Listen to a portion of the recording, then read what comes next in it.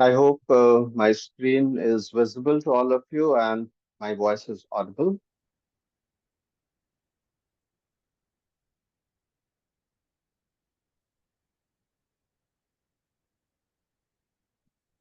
Yeah, very much, please. Thank you very much, sir.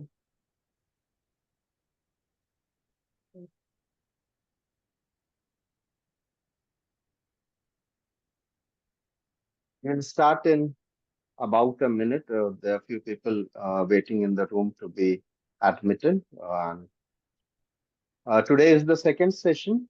We had a very good interactive session yesterday. Two experts gave their presentation, and it was really great presentations that was done yesterday by our experts. Today we have three experts for discussion. So it's time to start. Let's start. All of you in the house are requested to please keep yourself muted unless you want to interact. You can unmute, and if possible, you can switch on your video so that we can have a better interaction. Very good evening, everyone, and welcome to today's Faculty Development Program. As the convener and anchor for this event, my name is Dr. Ahmed Ahmed. It's my pleasure to guide you through a series of insightful sessions that promises to enrich our understanding of entrepreneurship and innovation. We have three distinguished speakers who will share their expertise on various aspects of business and creativity. Let's embark on this journey together, gaining new knowledge and inspiration to fuel our entrepreneurial ventures. Our first speaker today is Dr. K S Chandrasekar. He has already joined and is in the house. A senior professor and chairman of the Board of Studies in Business Management at the University of Kerala. Dr. Chandrasekar will be discussing the business model canvas, a strategic tool that aids entrepreneurs in developing and refining their business plan. He will delve into its key components such as value propositions, customer segments, revenue streams, and many more. We are all going to explore case studies of successful business models offering practical insights and inspiration for your own entrepreneurial journey as well. Please join me in welcoming Dr. K S Chandrasekar. Dr. K S Chandrasekar. Thank you very much. First of all, let me congratulate Dr. Amir Junaid and the other members of our Commerce and Management Association of India for thinking about such new programs. In fact, this itself is entrepreneurship. That's what I would like to say. Because you have started off something which is innovative, which is going to benefit a lot of people as such. And I'm extremely happy that I am also part of this particular venture. So let me go straight to the presentation because I don't have much of time because I think I have only about 30 to 40 minutes to go ahead. So let me start.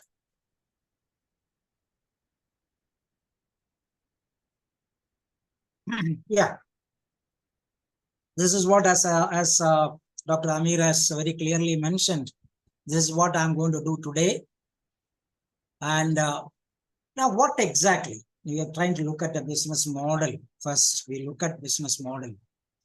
Because already entrepreneurship has been discussed and in detail deliberated.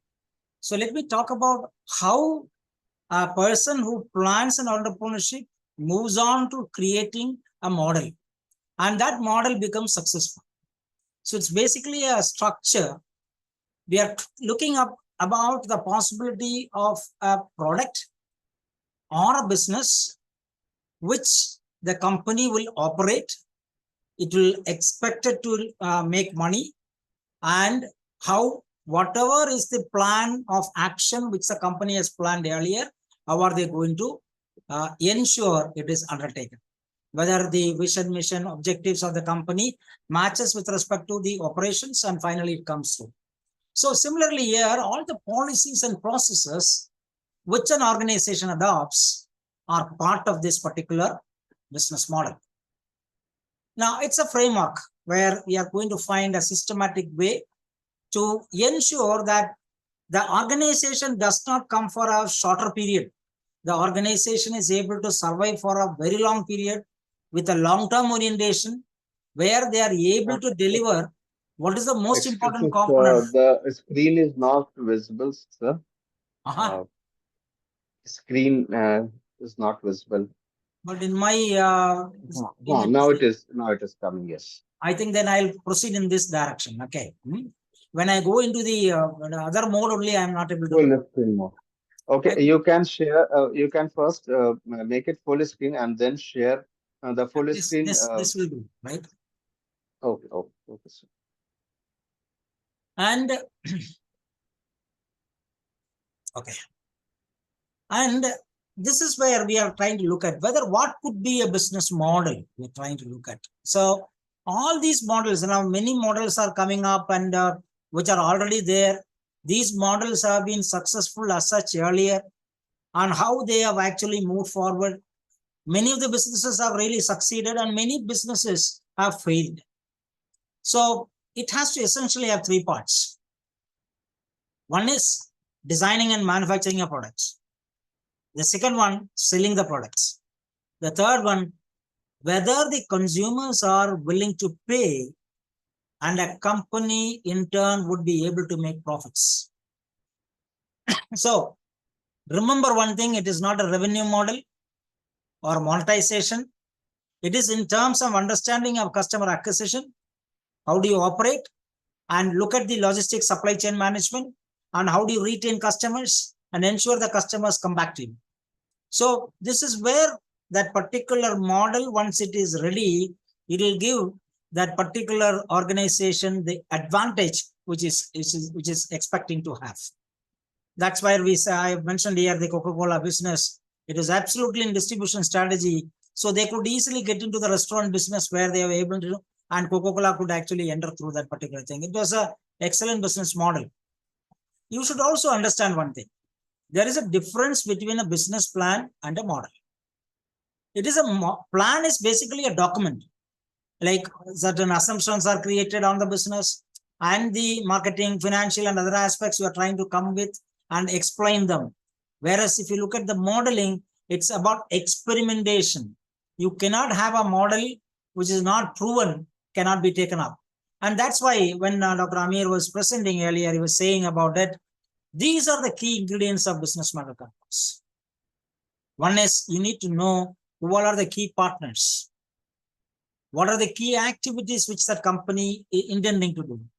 What are the key resources? It should either can have it at its helm or it could be outsourced. What value you are trying to transfer? Value proposition. The relationship with the customers. Because unless you have a relationship, you cannot have the volume of customers coming in. If the volume is not coming, actually your business model will collapse. Then the distribution channels. Who are the people who are actually targeted as such, a specific customer segment? I will explain that with examples later.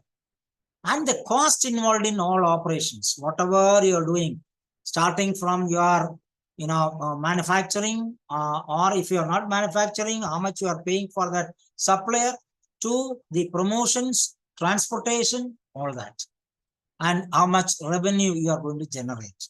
So this is how a business model should have. These are the key ingredients. So unless if you lose out on one particular ingredient, you're going to be out of business as such. There was some time back, Mark Johnson, in Harvard Business, came out with a book on Seizing the White Space, where he said that the customer value is the paramount aspect as far as any business is concerned. If you are trying to look at the business model, customer value is an important thing. And in that, what are the things? Processes, resources should align. And if it is aligning and that alignment is giving a proposition, which is a value proposition, it will generate profits. That is what he very clearly said. It has been proven. That takes us to the aspect in terms of what are the various business models we can think of. One is, as the initial thing goes, manufacturer, because they are the one who are manufacturing products. This is a basic model where they are selling the product through a middleman. All these companies are involved. Distributor, it is a distributor who buys from a manufacturer, selling to the retailer. Like all these auto dealers you are going to see, or scooter dealers you are going to see. Retailer is that he purchases the product from the wholesaler or distributor and then sells the product to the public after probably breaking the bulk and making it to the requirement of the retailer. Then comes franchisee. It's a sort of a retailer or a distributor, it could be by a manufacturer also. So it utilizes a parent business model like Titan. You're talking about McDonald's. You're talking about Pizza Hut. Pays royalty to that parent brand, operates a business rather than creating a new product. These are the conventional business models you can normally come across. What are the innovative models now? This is what is now currently being practiced in the contemporary phenomenon. E-commerce. Focus on selling products by creating web store on the internet. Brick and click, a company that has both offline as well as online presence, like Jio, which is there. Then comes nickel and dime. This is a product which is priced low as much as possible. Means the basic product is provided to the consumer is very cost sensitive because the consumer is very cost sensitive. Every other service you are going to go in, you are supposed to pay for it. All that Indigo onwards, all low-cost airlines comes into picture here in nickel and dime, where you have to first book a ticket, and then you have to pay for your seat, you pay for your meal, pay for your, if at all it's an extension, you have to do that. And if you are wanting cancellation anytime, you have to pay separately. So the add-ons go on separately as such. Then comes the model called freemium, where they offer basic service to consumer, which is absolutely free. But the other add-ons, you are charging premium. I'll explain that. There is an example for that. Then subscription model, which is all of us are aware, Amazon, Netflix, all of them, Hotstar, and everybody does it. Because, like for example, for a single person, getting into all possible genre will be a difficult proposition. So instead, you are trying to collect all that together and then offer this with a subscription base. This is where the consumers will be having a long-term contract with the subscriber, like an annual contract. For example, if you are joining with Amazon Prime, you are eligible for number of options where the products are made available at that day itself. The delivery is taken care. The delivery cost is zero. In addition, you are getting, the Amazon Prime free of cost, where you can watch all the movies, all the cricket, football, everything, which is not much of a problem for you. And the revenues are there through repeated purchases. People will come back and again and again. Here, Amazon gives you about 125 rupees per month, but provided you are making an annual purchase, then it is 125. Otherwise, it is costlier. This is where we talk about freemium. So if you look at Canva, what they do is that any basic feature of a software of Canva can be used very easily without paying anything. So it's free. So even game or service. But then any upgrade you're trying to do, you'll have to pay for it. For example, if you look at ilovepdf.com, ilovepdf.com was created with an idea clearly that the basic facilities are clear to you. But then when you are trying to, for example, you're trying to take about 25 PDF sheets and you're going to merge them, then it is free. But the minute you go to 26, it is you have to pay for it. So that is where the basic things are made available free to the customers. Another one is aggregator. Aggregator is what we quite frequently see now. It's a latest developed business model where service providers of a niche and also sell their services under a brand which is owned. So it's basically based on commission, like Uber, Airbnb, OYO, all that. So look at a OYO business model.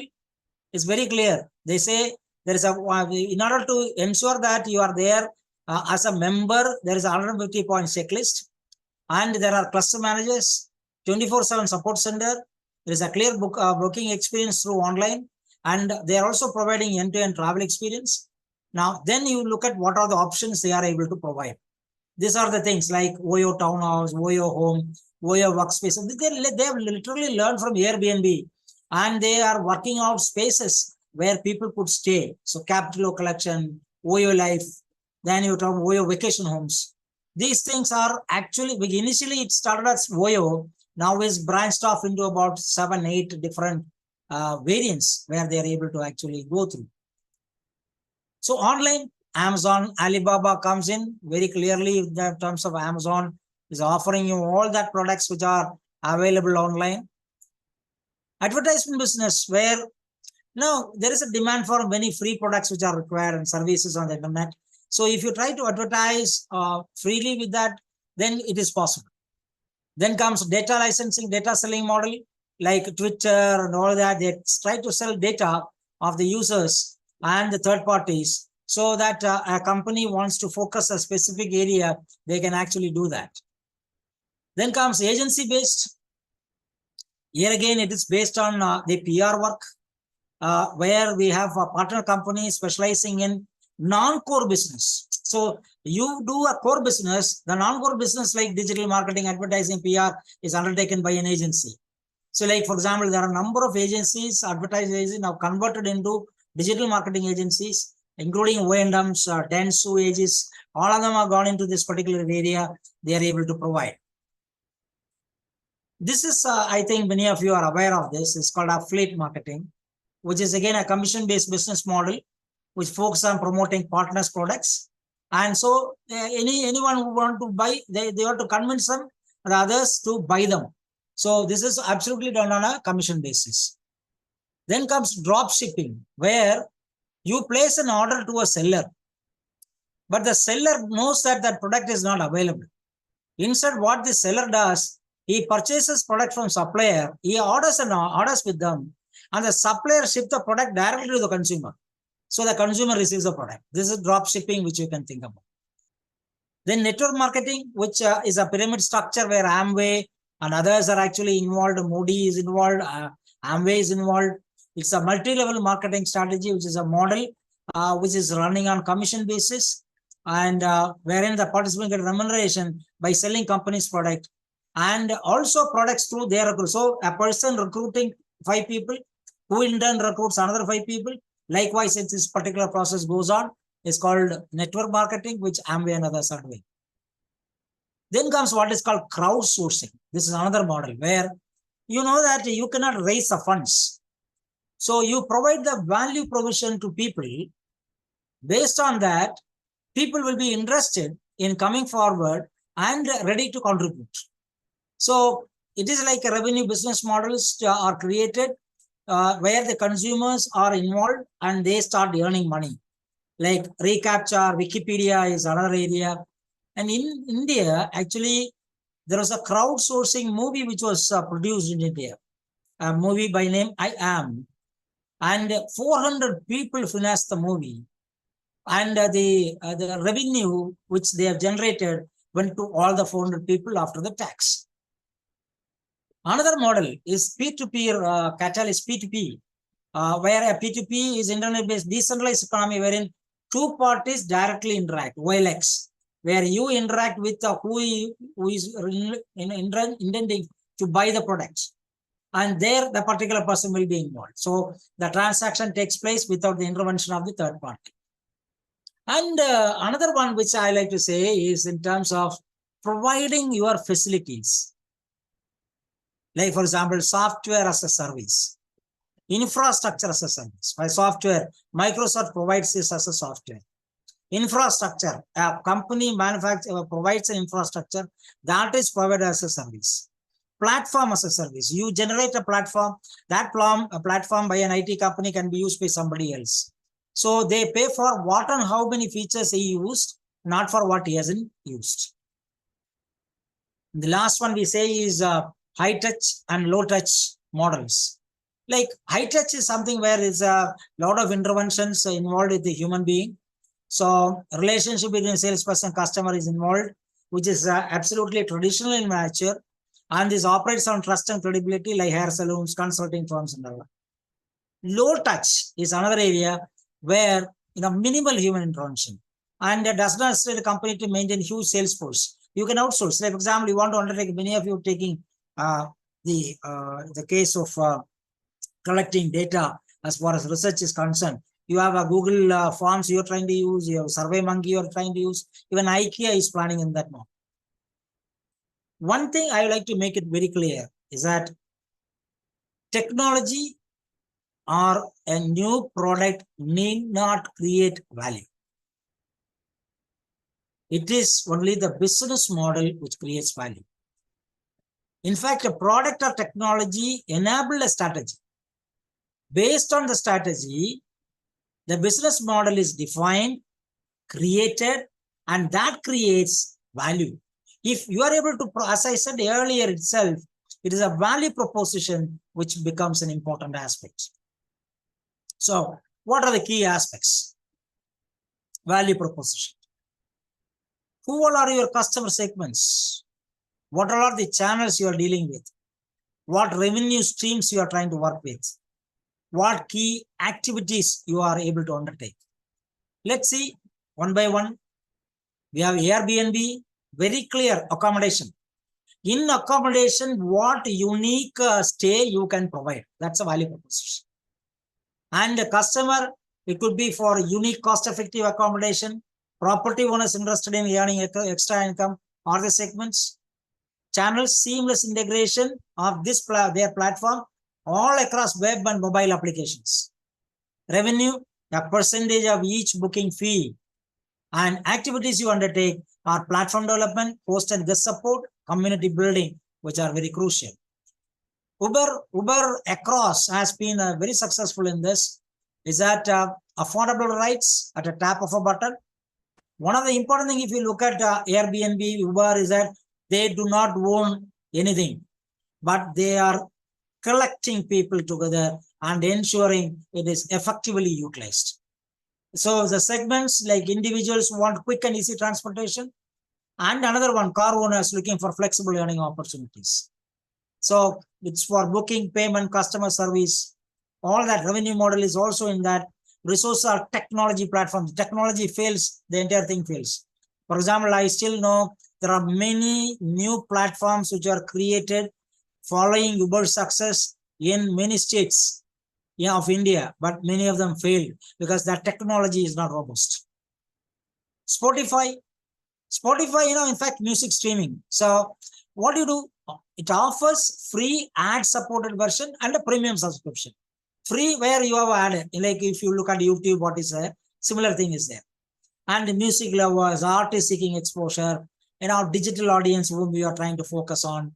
All these app website will be coming into picture. Revenue model is created. Then content licensing, user experience. These are all the key activities. Tesla has very clear electric vehicles, renewable energy products. So no compromise on style and functionality and how you can move forward. For example, Tesla has clearly come with a clear plan of action where it is auto-driven cars they have brought in. And this environmentally conscious consumers and selling through their own stores and online bypass traditional dealership models, absolutely online and through Tesla stores. They are able to make revenue streams in that. Zoom, where we are now addressing. Zoom is also a platform where high quality, easy to use video conferencing solutions, wherein you are offering things at a particular platform free, above which you are supposed to pay for that. That's why we have a revenue stream which includes freemium as well as premium subscriptions. This I'll not get into it because it will take time. Look at the point of consumer categories. In fact, in India, KPMG's report is there. We talk about by 2030, digital sophisticates will be about 75 million. And look at enthusiasts and mainstream, they will touch about 1,000. And fringe users, you leave them. So it's about nearly 90% comes from that particular platform. So what exactly are those people whom you can focus to create business models?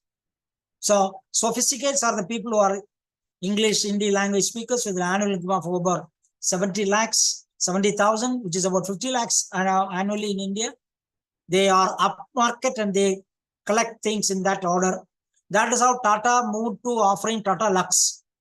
Digital enthusiasts are another one where the people follow between 6 lakhs to 50 lakhs. They look forward to smartphone usage, streaming services, regional content products. And then comes digital mainstream, which is 2.87 to 6.08 lakh. So they are the one who are looking at free online OTT-driven content on their mobile phones in Hindi or regional languages. So look at these two aspects, like for example, enthusiasts and mainstream are going to be your major consumers on whom you can plan your very clear business model. If you look at the digital, Meltwater has given the details about the digital headlines. Of the population, about 70% are now having mobile phone. And internet users are about 67%. Social media, 62%. This gives a clear understanding what is the possible area where one can actually enter it. How much people are spending time with media, like time spent using internet, watching television. It has come down, see.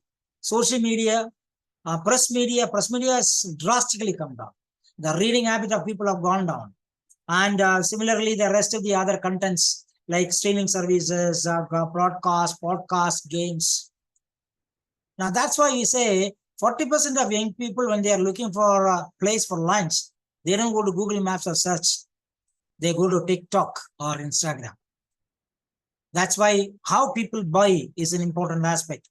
How many people are bought through online?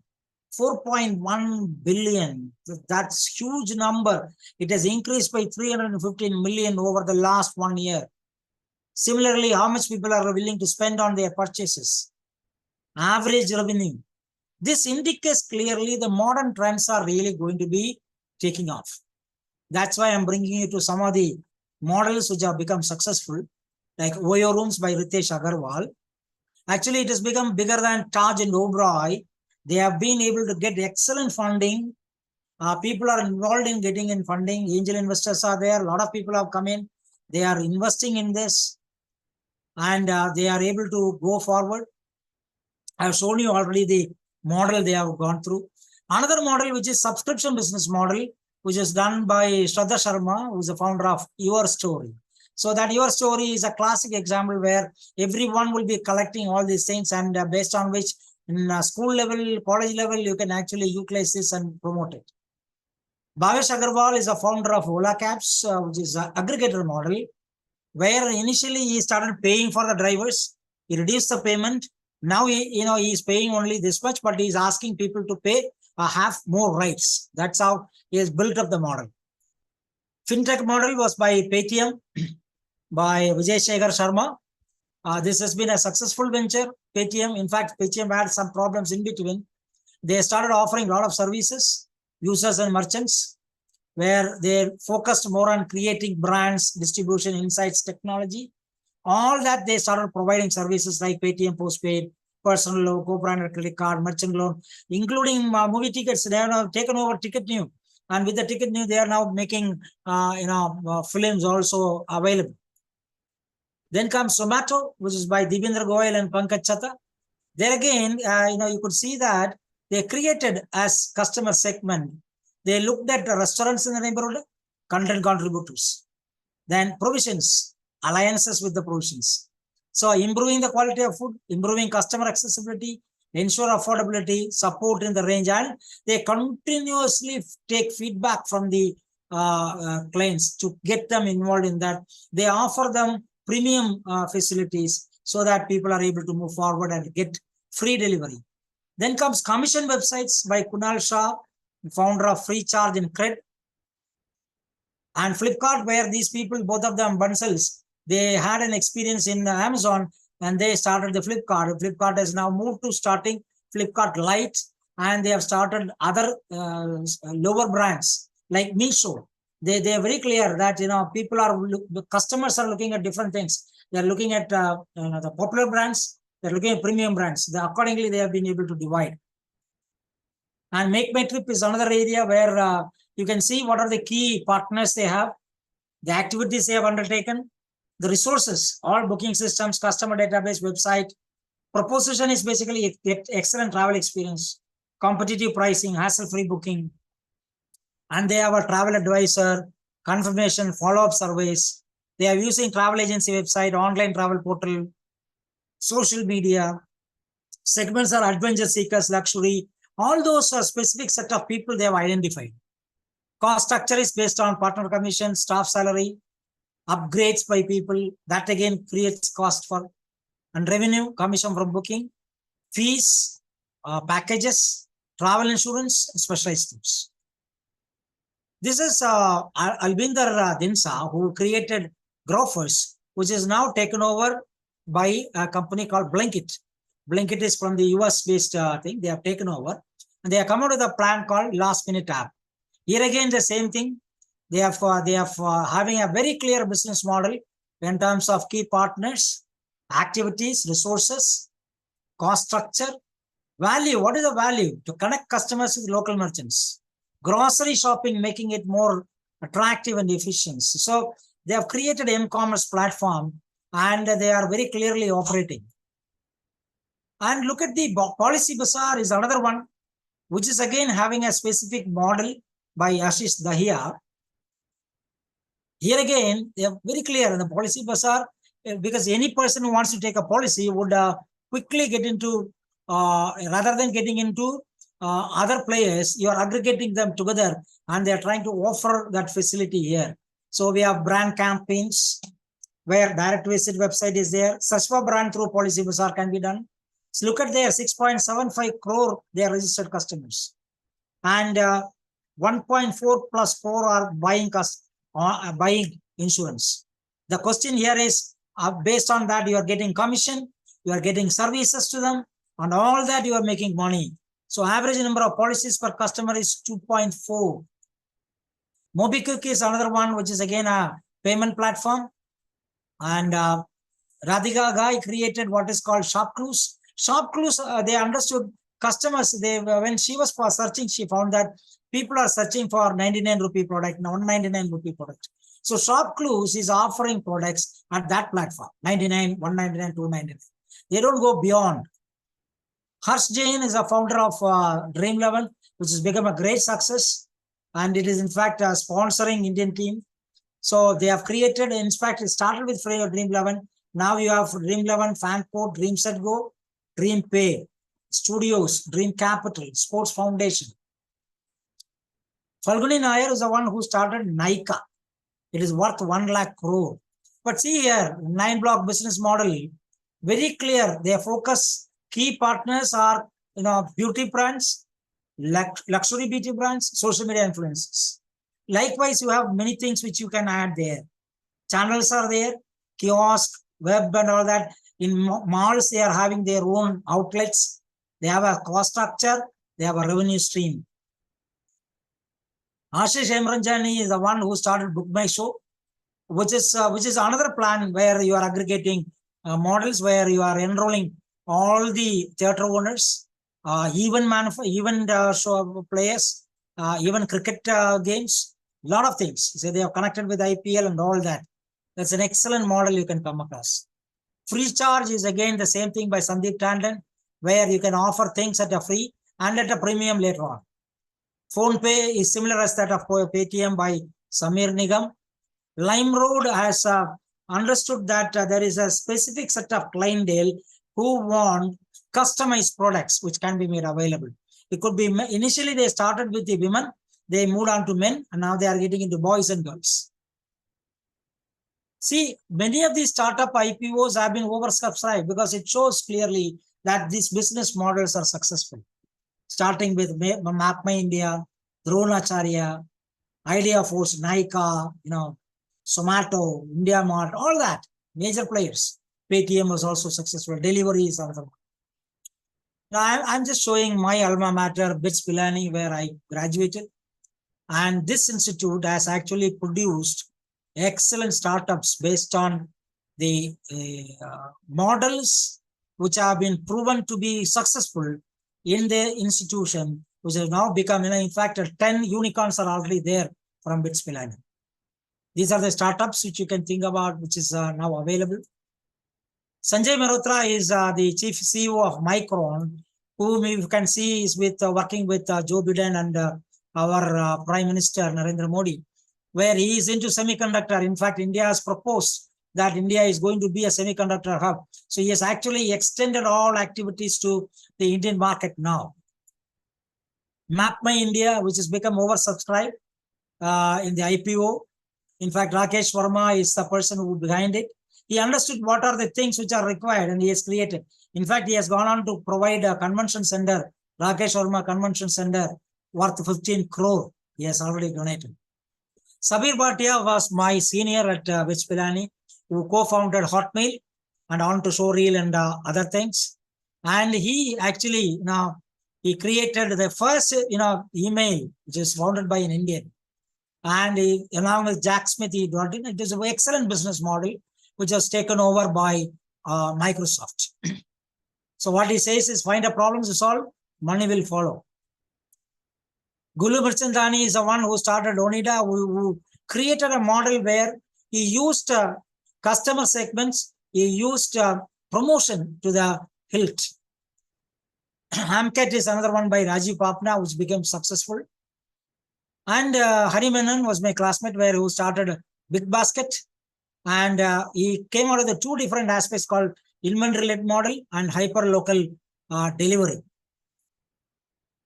Dr. Velu is a classmate of mine who has created 700 crore turnover medical device business out of Chennai.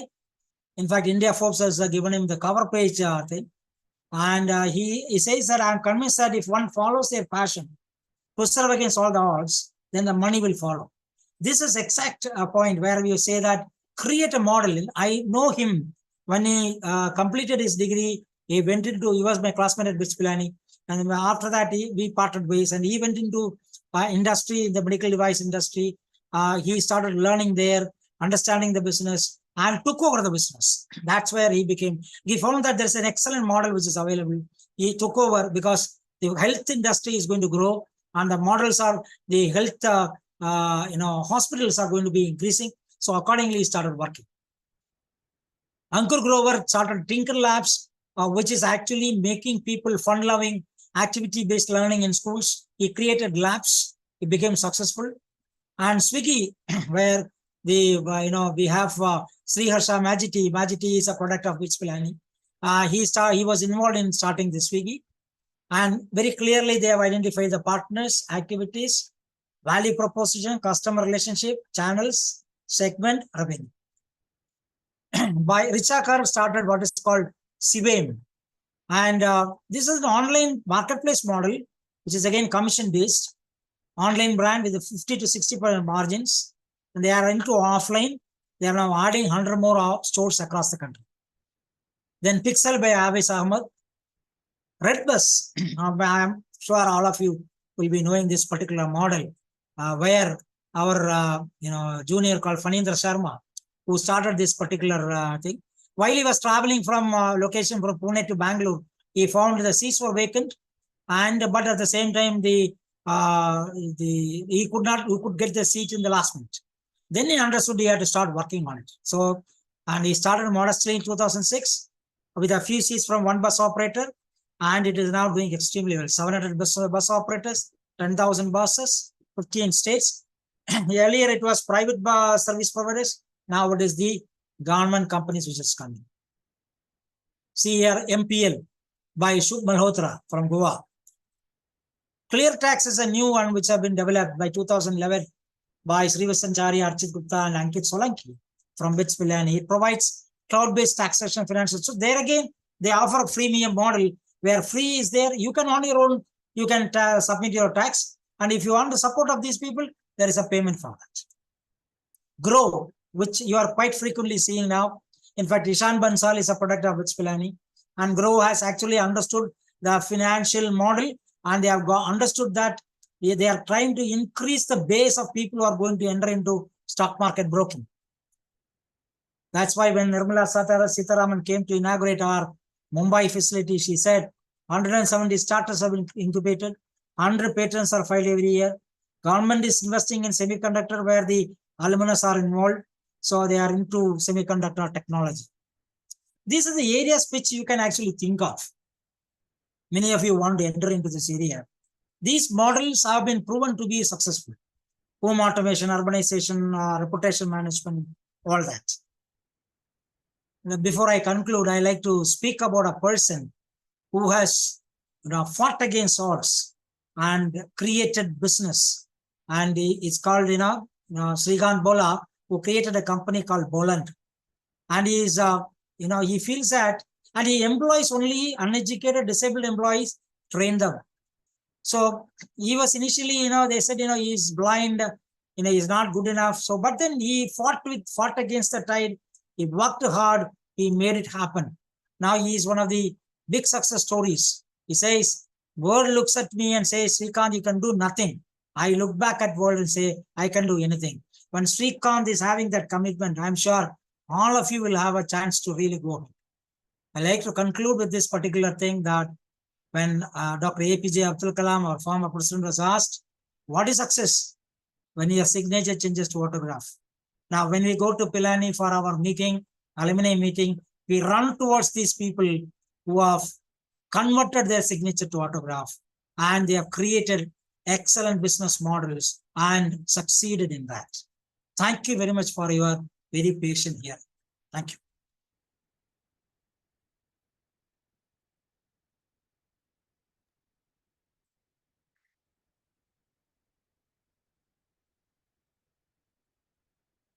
Thank you very much, sir. Thank you. It was really a very, very informative and very nice presentation. Uh, Participants, if you have any question for Dr. Chandrasekar, please go ahead. You can now unmute for a while and then you can ask question.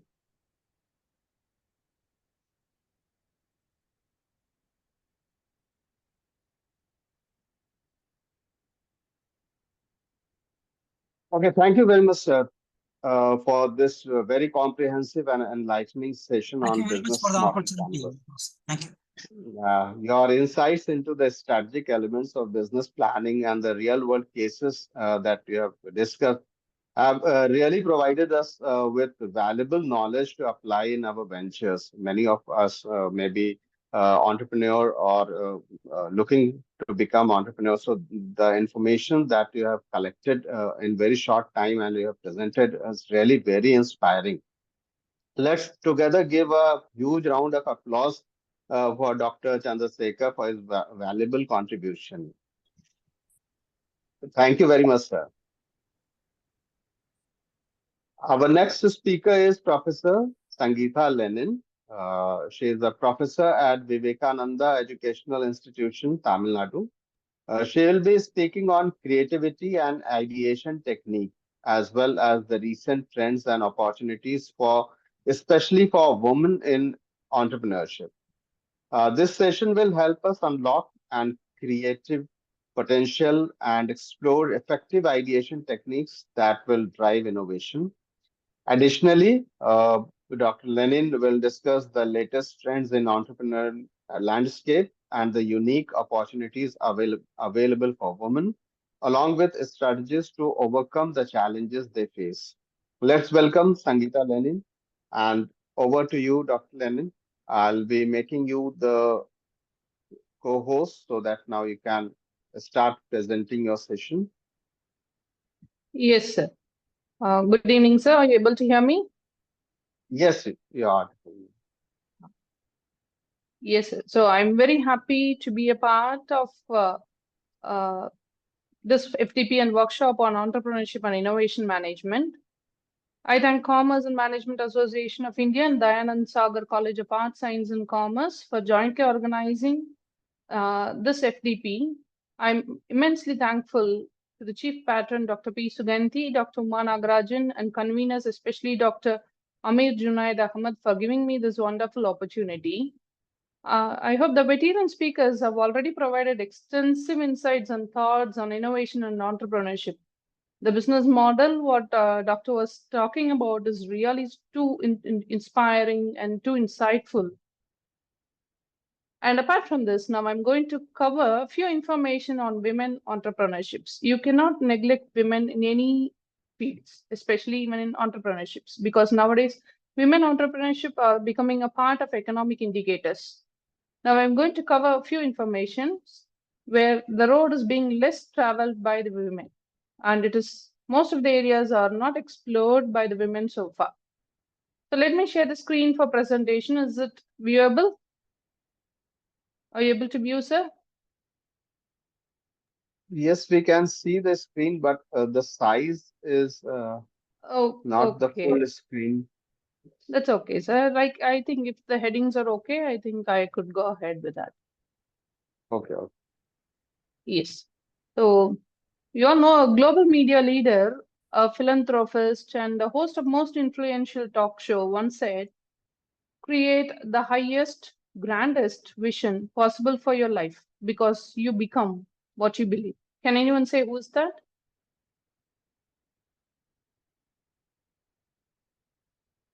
Yes? Yes, it's Oprah Winfrey. I hope you all know her. We all know she's a trailblazer in media and entrepreneurship. She's one of the most influential entrepreneur of our time. Her journey started from humble beginning to building a multimedia empire, which is truly inspirational for many of us like women. For many women, she'll still be a role model and motivational instincts who radiates pride and hold head high in spite of all her hardships in this patriarchal society.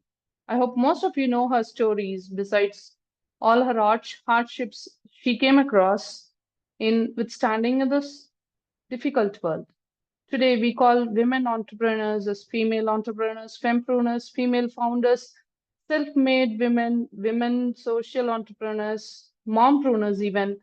But by any name we call them, it is not an easy task for a woman to reach this proclaimed designation. I hope you all accept this. I hope the struggle of a woman is real. In spite of so many difficulties, their responsibilities, they wear so many hats, their multitasking efforts. In spite of all these things, they need to prove across the world in a difficult world. So education of women pays so much importance nowadays. I hope you all agree education of women has given us an immense confidence and encouragement. Even if you could see at your home, your daughter, your wife, your mother, who are all well educated or confidentially enough to make up a decision to come out of the social taboos and withstand on their own legs. So education of women have no doubt given us an immense confidence and encouragement to serve and discover new business avenues. However, the ground results do really differ to a great extent as far as geographical boundaries are concerned. We still live in India.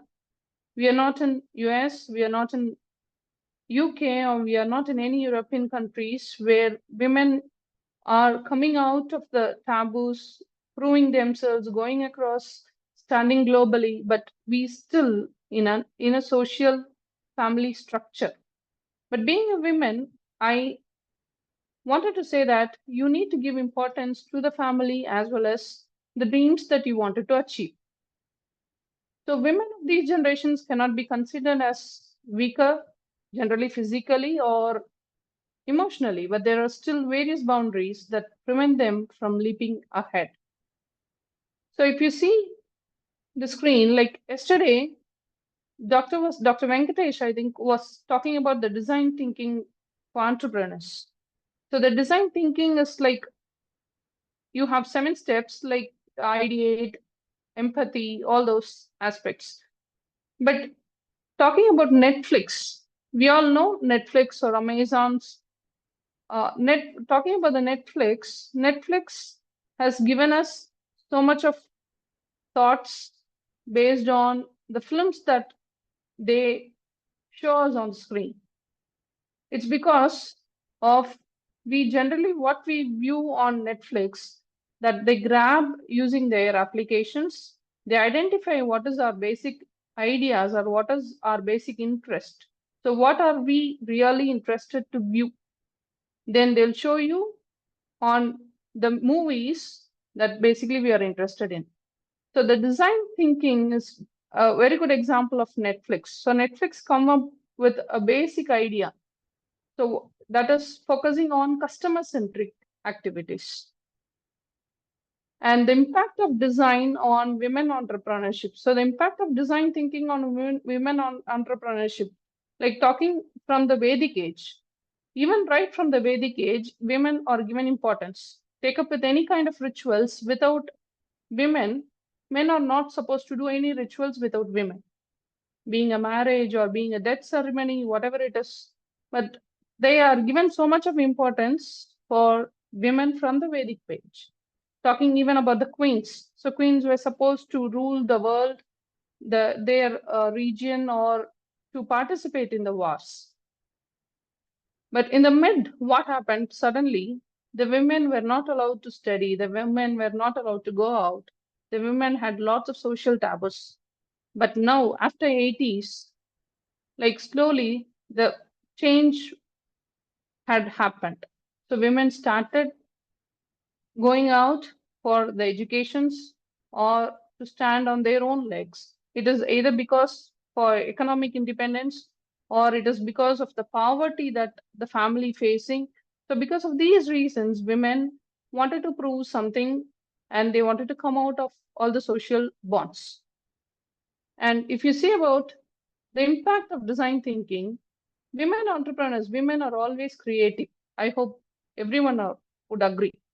It's only because of their creative attitude, it's because of their uh, improved innovations, they tend to wear so many hats. They may act as a mother, they may act as a daughter, they may act as a leader, they may act as a women entrepreneur, they may act as uh, any number of hats they can wear. It is only because of their idea, their innovations, their techniques, because of which they can rule this world in a more profound way. So the impact of design thinking on women entrepreneurship, women entrepreneurs usually tend to increase the customer satisfaction, taking about like tailoring the needs. Tailoring the needs, I'm talking about even if it is food and beverage industries, talking about the fashionistas, or talking about any kind of software application oriented industries. Women are focusing on customer centric because ideally women are psychologically they're able to understand what their customer requires and they tend to have an empathy towards their customer satisfactions. And lots of women have so much of improved innovations. There are lots of techniques that they adopt. Before prior like 1980s or 1990s, most of the women were not knowing about the applications or the use of computers, use of mobile phones. But now most of the women have come up with lots of ideas and they are equally knowledgeable in applications or to say technology abundances. So, and also talking about the market shares. So women are started owning their own market shares. Either it is a family-run business or if it is their sole proprietorships, they started investing onto markets. They started investing on the market shares. They have so much of ideas on going ahead with their businesses and developing their businesses into a more sustainable one. So the rise of women entrepreneurs in India, talking about it has seriously increased. When it was 20% during the year 2001, now it is almost 30% and it is expected to grow further, that is to around 50% by 2030. So if it is by 50%, I think it is really a huge rise of women entrepreneurs in India. But still, it is a difficult part for the women entrepreneurs to go ahead and coming out of all the taboos, coming out of all their bonds and starting up a business, either they're family owned or they're self-paced one. It is really difficult. Now, the main challenges faced by women entrepreneurs. So, talking about women entrepreneurs, I cannot leave you without taking the challenges. I hope you all be knowing about the challenges because you see women in everyday life at your home. Even when you go to temple, there you find a women who is struggling or battling for their everyday life by selling flowers, vegetables. Some are hawkers, some are peddlers. Like you see so many of the women entrepreneurs still facing for their life struggles. So the challenges faced by women entrepreneurs, even if the women are educated nowadays, but still the challenges, you cannot neglect these challenges like the access to finance. Where do they go for finance? Either the mother, the father, or their husband has to provide it, right? But how many of them are interested to support a family member who's coming up with an innovative idea, who's challenging the society by starting up a business? So it is really difficult to arrange for the finance. In spite of the finance, apart from the finance too, there are so many other barriers like social cultural barriers, lack of mentoring, and network barriers. Women will always expect someone to push you behind, either it is husband or the father. I still agree, even so many women entrepreneurs have come out, it's because of the encouragement they get it from the father or the husband. So they expect some sort of push. They expect some sort of mentors to come across the barriers. And it's really difficult to balance the work and family responsibilities. Right? So before, like, I just wanted to narrate my own story. Like when I wanted to take up with MBA, my mother was just questioning me, why do you want to take MBA? MBA is a subject where lots of business is involved. So what do you want to do with by choosing MBA? The MBA is, we all know it's a business administration subject, which is only useful for business or entrepreneurs who is interested in starting up a business or running their own businesses. But I wanted to make my mother understand, see, MBA is not a subject only to be studied by a businessman or an entrepreneur. It gives you a lot of confidence. It gives you a lot of understanding of the wide market area. To put it in one single term, you could understand the globe, right? How it operates, how it works, how an economy do function. So everything is being understood. So it took me so much of patience, so much of time to make my family members to understand how MBA is required for me. But finally, MBA gave me the thought, the confidence, the public speaking skills, the communication skills, which all is required nowadays. So that's how balancing of work and family responsibilities. Like even after my marriage, I was not able to continue with my industry aspects of work, but still I wanted to prove myself. I wanted to stand on my economic independence. So I chose a career which would help me in balancing both. So that is the career which I've chosen as a professor. I work for an institution. But even being a professor, you need to have a wide knowledge of the industry aspects. So I think the business, understanding the business, as Sir said, understanding the business models will help you to gain so much of knowledge, understand so many aspects of the business and the entrepreneurships. So coming to the other skills like marketing skills, entrepreneurial skills, access to the networks, lack of most of the women lack self-confidence because they do not know what a market is, how a market will operate, what are the entrepreneurial skills, what is the leadership skill, how could I manage a business of being employing like some 10 or 20 people or 100 people, how could I manage them, how could I solve the problems? So all these are main challenges faced by the women. So this self-confidence, the lacking of self-confidence was prior to 80s and 90s, but nowadays most of the women are coming up with pride, with lots of knowledge, with lots of technological challenges they are ready to face. It was the only fear that protected them from entering into business, but now they are ready to take up the risk. So the risk paved way for so many women entrepreneurs in India. So what are the main reasons for entrepreneurship? So the first and the foremost, according to a study, the first and foremost of the reasons for entrepreneurship, the women entrepreneurship in India, is because most of the women had come out with an idea which they wanted to take it to the market. Like as Sir told, like even if you take up Nayanthara, we all know Nayanthara as a screen actor, but she had come out with an idea. She wanted to invest into the business. So she helped so much of women entrepreneurs like Feminine. She introduced Feminine product, which is sanitary napkin businesses, where she introduced the entrepreneurs across India. Like in Erode, there is an entrepreneur who manufactures a sanitary napkin, which is ecologically, it is environmentally, it is a safer product. So when it is introduced by Nayanthara, I think the product had come across in a more as a part of an advertisement. The product is known, available to everyone, and it catch the attentions of many. So when people are coming out with lots of ideas, with lots of innovative ideas, I think the women are focusing on it. And most of the women, instead of working under someone, they wanted to become a real boss. Right?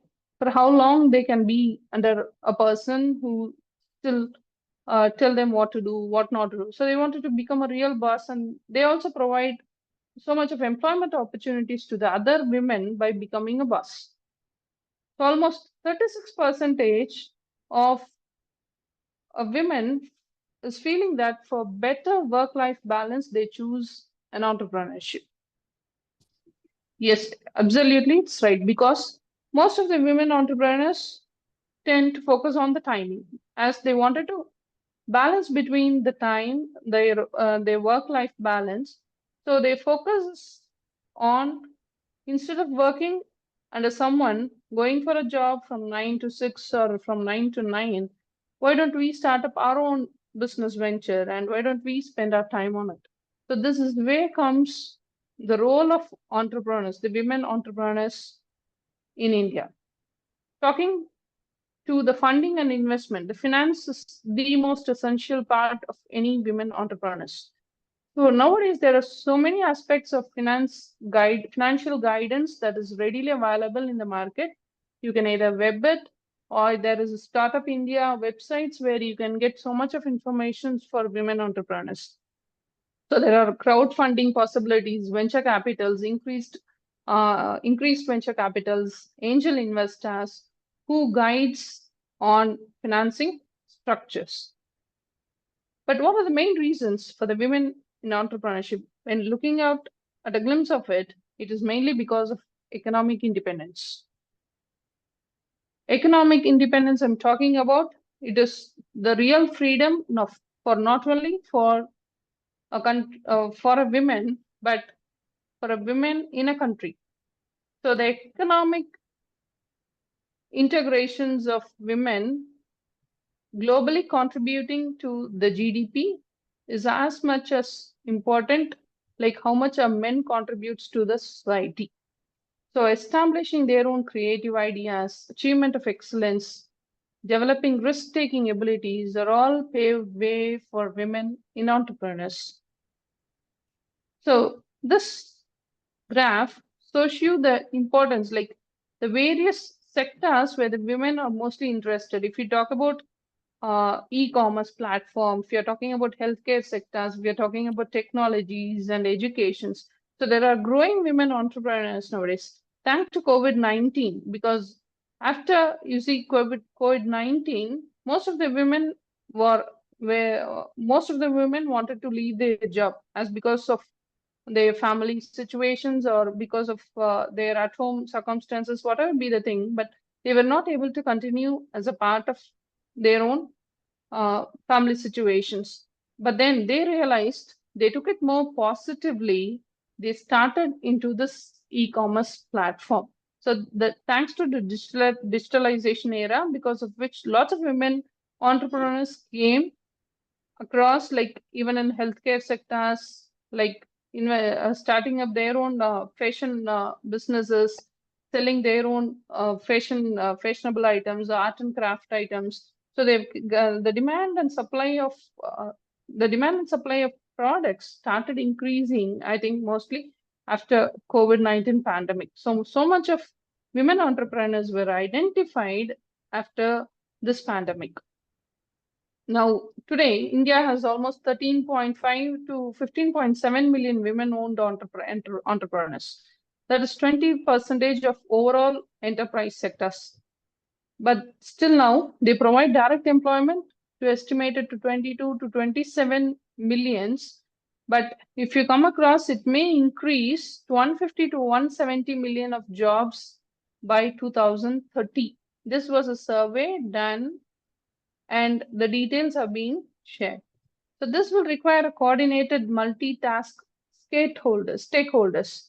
So it is really impossible for women to undertake with a small or medium scale businesses. They have come up with lots of ideas which requires lots of capital structure. So it involves a multi-stakeholders approach or a number of dimensions, including government policies, funding and investments, crowdfundings, or formal and informal mentorship, which they needed at the right time to start up. So it is just not a small organization or a medium organization the women wanted to step in. They wanted to step in almost a heavy capital structure like missions, import and exports, technology oriented, soft skills oriented. So in all those sectors, women wanted to prove themselves.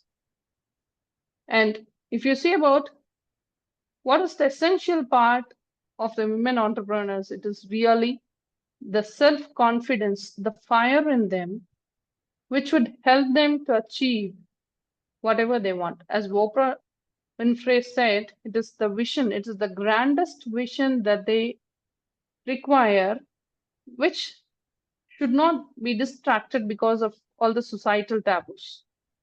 So all the women need to believe in themselves, stay strong, be consistent in proving oneself, and start up a business. So there are various mentorship and support networks nowadays available. You see lots of women associations or organizations have come up to support women entrepreneurship, like IWN, even CII supports women entrepreneurs especially. And in spite of all these things, we still face certain gender bias or inequality, and still women are not allowed to travel alone or go ahead at night time, even if they wanted to stay at their office or even to stay at their own startup places. They are not being allowed to stay overnight.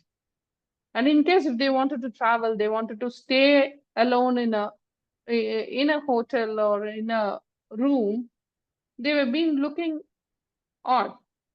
I think the situation is still we are coming across, we are facing this trouble all over the India. I think this has to be changed. So women can travel anywhere alone for their own betterment, for the betterment of their own businesses. So this gender bias or inequality must be eradicated from the society. Only then the women would feel safer in the society. So what will be the future of women in entrepreneurships? Talking about the unicorns, there are various unicorns that have been expected to arise in India further, like venturing into so many SaaS, like software associated services, or many other businesses like food and beverages. There are so many startup unicorns that are coming out with various ideas. So according to the Ask Private Week who run India Future Unicorn Index 2024, there are 20 women entrepreneurs have co-founded 5 gazelles and 14 cheetahs. To name a few, it is like Manju Dhawan of co-founded Ecom Express. Inspiringly, she started this Ecom Express at the age of 58. And you have Prakalpa Shankar, who's the co-founder of Aklan, a SaaS SaaS startup. And even if you see like the youngest of infrastructure company, AI marketing company, it is Rishali Prasad of 29 years old who co-founded Pixel. So these unicorns are emerging and still more unicorns to emerge in the coming years.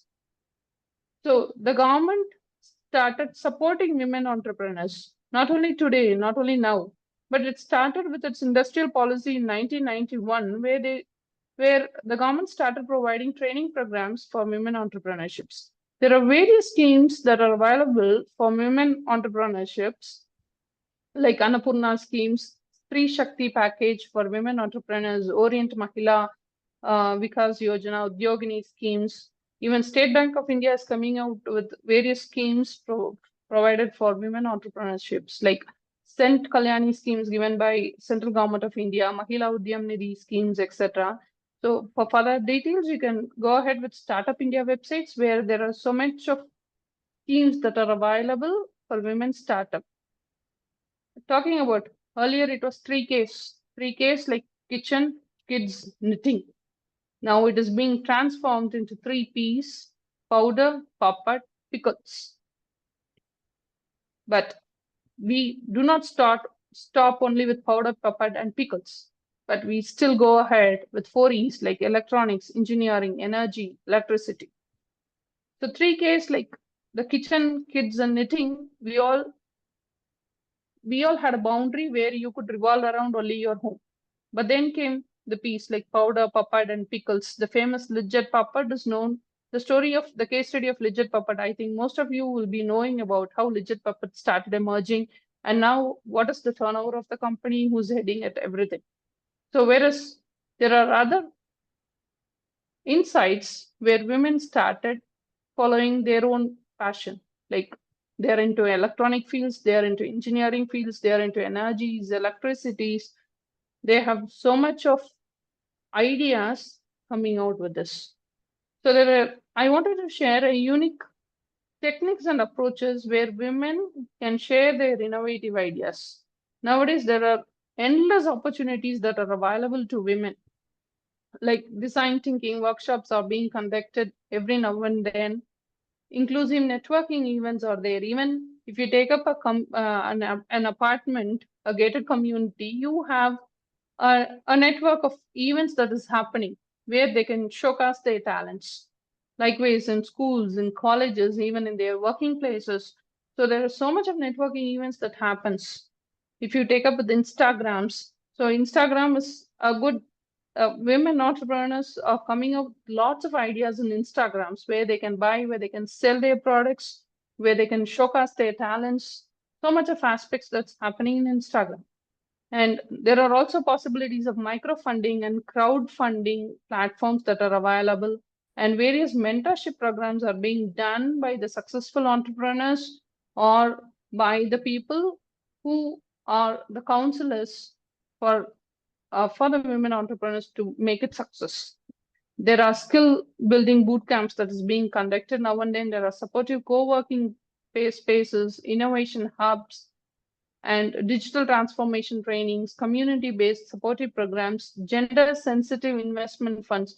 So all these aspects proves to be a unique techniques and approaches for women entrepreneurs to come up in their life and make their sense of digitalizations as their root cause for entrepreneurship. And SWOT analysis of women, we all know the strength of women. It is just, you cannot calculate a strength of a woman. It is a remarkable resilience we have. You could see that as your mom comes out even after a tiresome work and a day, she comes and prepare dinner for you, or she'll get up early, say even sometimes by 3 o'clock in the morning, 3:30 in the morning, prepares a breakfast, cleans the home and leave for the work. So woman is having a remarkable resilience, certain leverage creativity where she's having so imbibed strengths with her. And after, like the main weaknesses I just wanted to mention is it is only about the finance where lots of women, especially from in the middle class, the women are not able to come out with their dreams. It's only because of the finance difficulty, or it is the matter of risk taking. The fear of risk taking in women is still, it's because like if something had happened, if the loss occurs, what happens? How could we bear the losses? So all these have to overcome by the women. Even once Nirmala Sitharaman was telling like even a business goes losses, leave out, start up a new idea, fresh idea. And as a women entrepreneur, you need to keep looking out, keep searching for the passion that is in you. So you have to focus on what you wanted to do. And the main threat, I still say, is in India, the main threat of women entrepreneurs is the risk that is associated in terms of their physical aspects. Some are threatened, some are beaten, some are raped, and still it happens in India. And that's why most of the women entrepreneurs are just not wanted to take up the risk of traveling ahead because of their business purposes, or leave their businesses and do not want to indulge or communicate with other people around, so in a social platform. So all these things has to be overcome by the women entrepreneurs. And there are best business ideas. We all know e-commerce ventures. E-commerce platform is one of the best business ideas, like where a women can work 24 hours a day, at night, whatever it is. You can work, you can sell your product, you can sell your content, you can make your creative ideas. So whatever it is, e-commerce platform is one such blessing to a women who could prove themselves. There are service-based businesses, there are educational initiatives, there are health and wellness platforms, there are technologies aspects, like nowadays you have AI, which helps the women in lots of aspects. And now you have creative arts, food and beverages business. Talking about food and beverages, I still remember Rameshwaram Cafe in Bangalore. Though it was stuck up with a small incident, but still I think she came out with lots of self-confidence. She wanted to prove like how her dream job is to start up a cafe and how it has to be run. I think the Rameshwaram Cafe stands tall in spite of women facing so much of trouble, even from political scenarios or because of some other scenarios. Like there are other kind of businesses. Even still, the women are stepping up. They are stepping up as a queen, like home improvements decars, financial and consulting, travel and tourisms, social medias and marketings, influential marketing agencies. If you take up with uh, social media platforms like Instagrams, Facebook, so much of women entrepreneurs have arrived. Some are working, some are housewives who wanted to prove themselves, who wanted to enhance their business skills. And lastly, I just wanted to show you a few glimpses of few entrepreneurs who have come out as a big venture, but with nothing. Sri Vidya is the only women entrepreneur in India in guarding services. In the name of Rabindra Services in Chennai, she is now holding two groups of businesses like D Group, Security Force, and Dial Tone Hotline Services. And she is having 5,000 workforce under her. She is a divorcee and a single parent who struggled her life with a child. She struggled and then started up security agencies where now L&T Services, Cholamandalam Finance have come up under, have started providing Sri Vidya for her security agencies to serve their company. And next you have Ms. Madhu Sharan. Madhu Sharan is also a famous women entrepreneur who holds positions as an Indian ambassador in 2016 for United Nations. And she then revived with lots of so much of ideas to the government on reforming Indian panchayats institutions.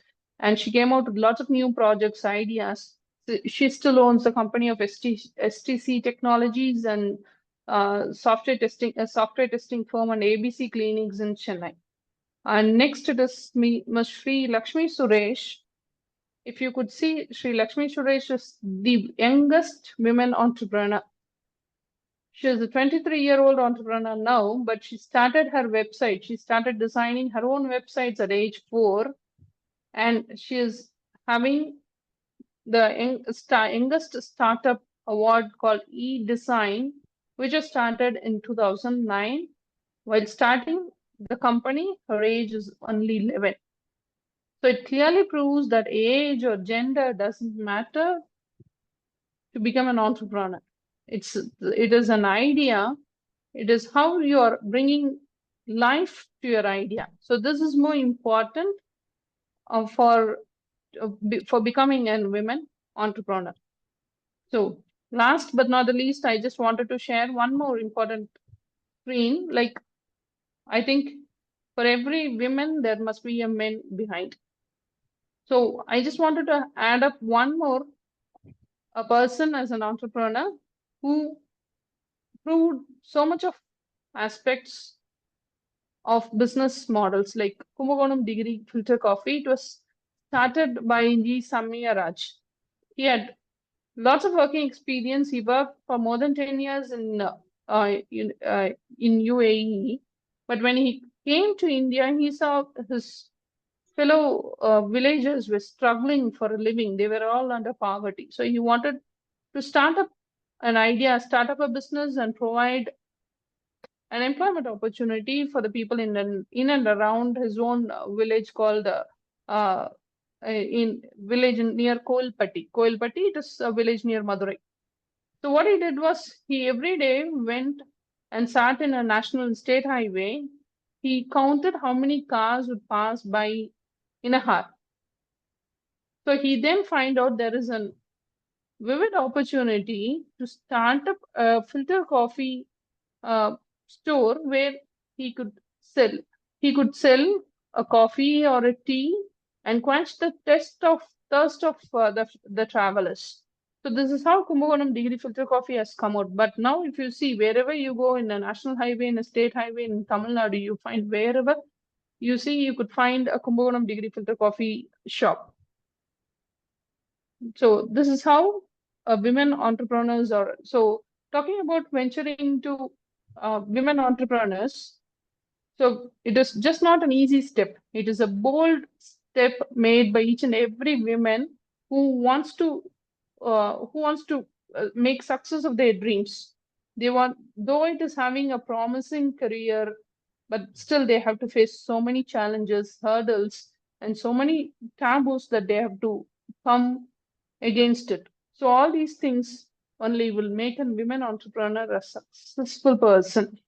So above all, I just tell you, either it's a women entrepreneur or a man being an entrepreneur, or it is like any other person who wanted to become an entrepreneur. It is only their unique skills and their perception will bring them lots of success, and it acts as a valuable assets for anyone to be successful in life. So I think I've covered most of the subjects, and if there is any questions.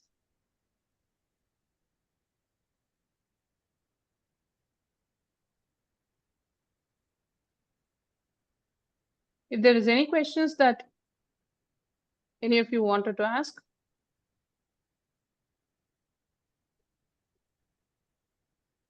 Good evening, ma'am. Good evening, everyone.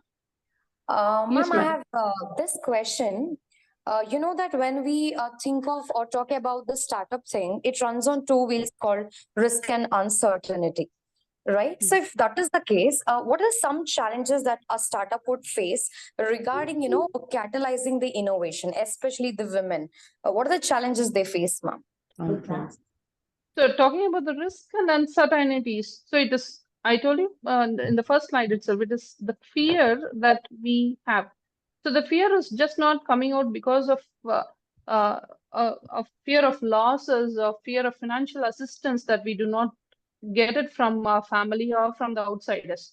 But this risk is more than that, because if we are losing a business, if we are starting a business and if we are losing it, what happens to our family? how will we support our family? How will we educate our children? So it is a ground. Yes. So it is something that you're not only focusing on yourself, but it is you focusing on your family, not only your family, it is your relatives or the family name, uh, the uh, the name that you have so far you have obtained. So all these things you are focusing. So coming to the uncertainty, it is to some extent you can predict. But what happened to in a more vivid manner, like when you cannot identify what will happen to the futures. Like take an example when COVID pandemic hits. So most of the entrepreneurs were not able to continue with their businesses. They wanted to quit.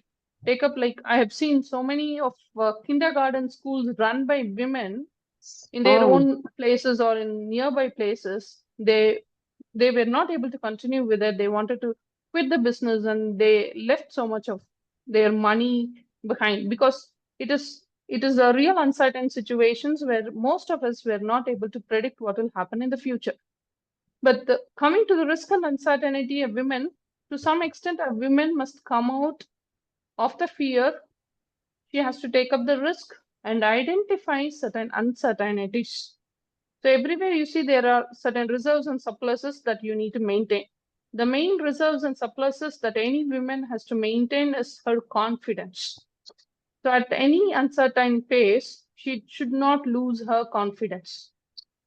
So her confidence is the main aspects where she can overcome it. She can build her own empire again. She can come out with all her success. I hope I answered your question.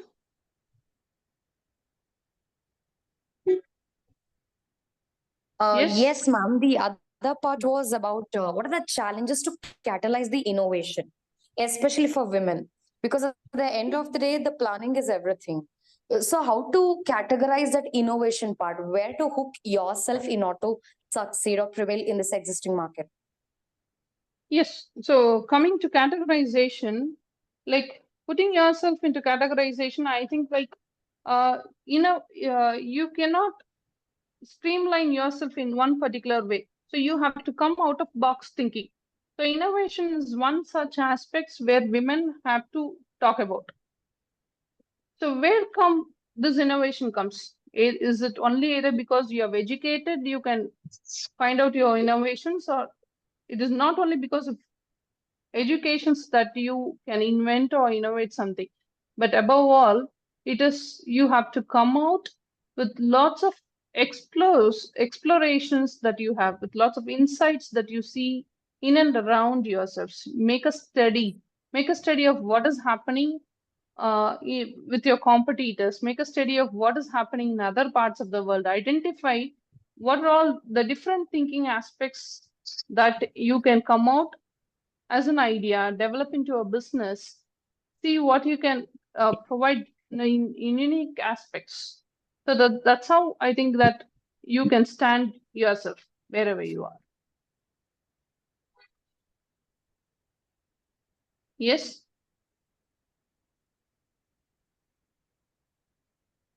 So regarding, there is a question, like there's a special initiatives from government towards promoting women entrepreneurships. There are many special initiatives depending upon the amount of investments, depending upon the nature of business that you wanted to start up. So I think it's better if you could go ahead with Startup India website, where you could find so much of details and so much of informations on women helping, government helping women entrepreneurs to start up, to come up with an idea. ಮನುಷ್ಯನ್ಗೆ ಸುತ್ಕೊಬಂದ್ ಹೊಡಿಯುತ್ತೆ ಎಷ್ಟು ನಾವು. Yes. Usha ma'am, kindly mute yourself, Usha ma'am.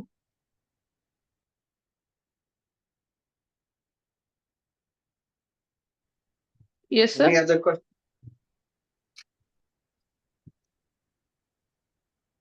Any other questions? Okay. So age and gender does not matter to become a successful person. Thank you very much, Professor Lenin, for the very inspiring and informative session. Your discussion on creativity, ideation, and opportunities for women in entrepreneurship has really provided us with a wealth of knowledge and practical strategies. It's encouraging to see how innovation and inclusivity can shape the future of entrepreneurship.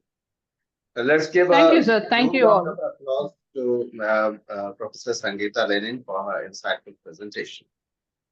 Thank you, sir. Our Thank you for final this wonderful speaker, opportunity. thank you very much, ma'am. Our final speaker today is Dr. Anand Kumar Chaudhary. He is an assistant professor at the International School of Management, Patna. Dr. Chaudhary will be discussing how brainstorming serves as a catalyst for creativity and innovation among entrepreneurs. They will share techniques to effectively generate and refine ideas, fostering a collaborative environment where innovative solutions can flourish. This session promises to equip us with tools to enhance our creative processes and drive business success. So please join me in welcoming Dr. Anand Kumar Chaudhary. Yes, sir. Thank you so much, Dr. Amit Junaid Ahmad, sir. Thank you so much. I have finding one problem that I am unable to share the screen. I don't know I'm the making reason. you the host, sir. I've made you the host. Now you can share. Yeah, sir. Thank you so much, sir.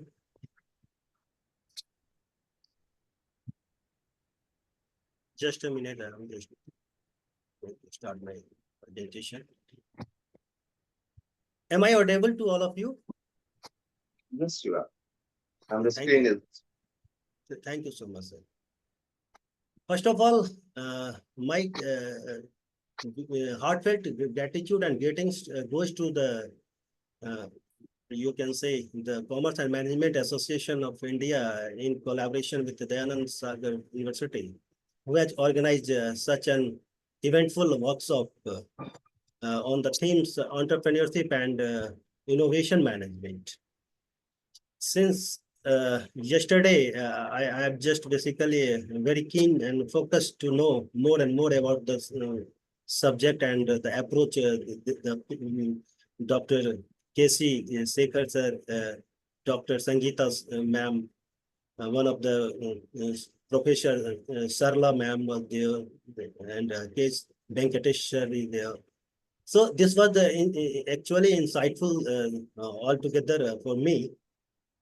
But before moving ahead into the subject and the substance which we have for discussion within the assigned period, I am also thankful to the one of the basically the sincere and the kind of person which I personally love to be, like you can say the Dr. Amit Junaid, the Secretary of Commerce and Management Association of India. The sincerity he has basically shown in this 2 days and since basically when we have basically for this workshop at all. So my topic which I have to cover is brainstorming, the catalyst for creativity and innovation, as Dr. Amir sir has said. I want to make the things in a mixed way.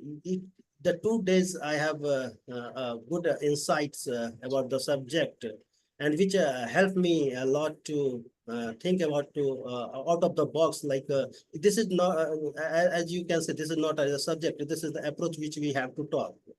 So brainstorming, innovation and creativity, how brainstorming played the role of catalyst, that has to be taken care in the session.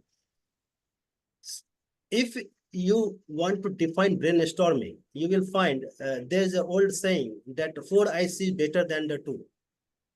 I think it defines a lot about the brainstorming.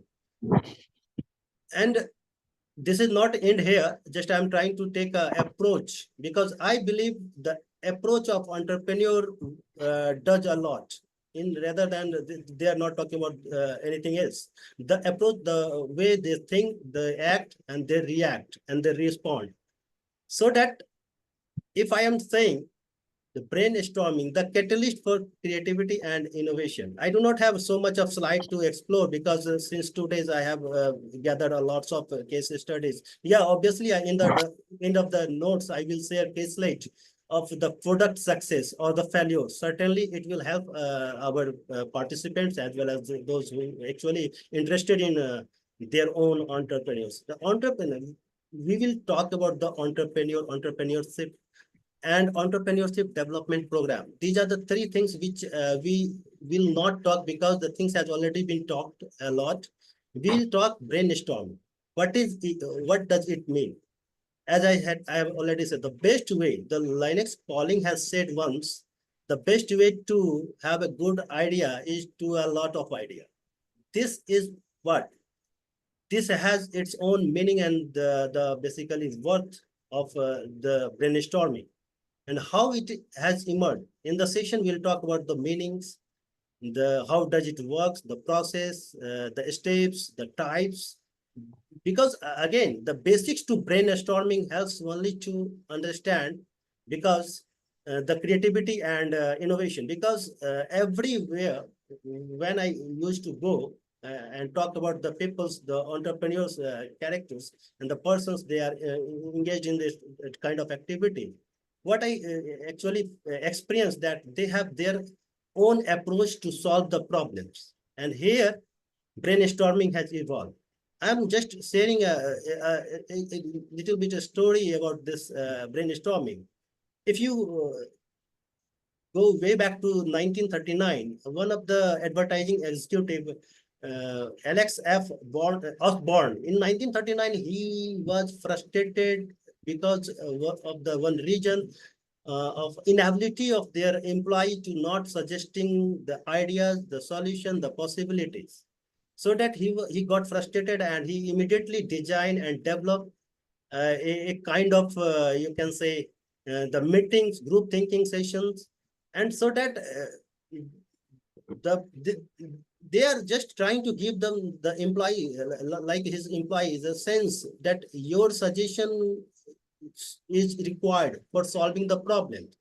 If you want to actually solve the problems, you have to actually have some good idea. And ideas only can move the mountain for sure.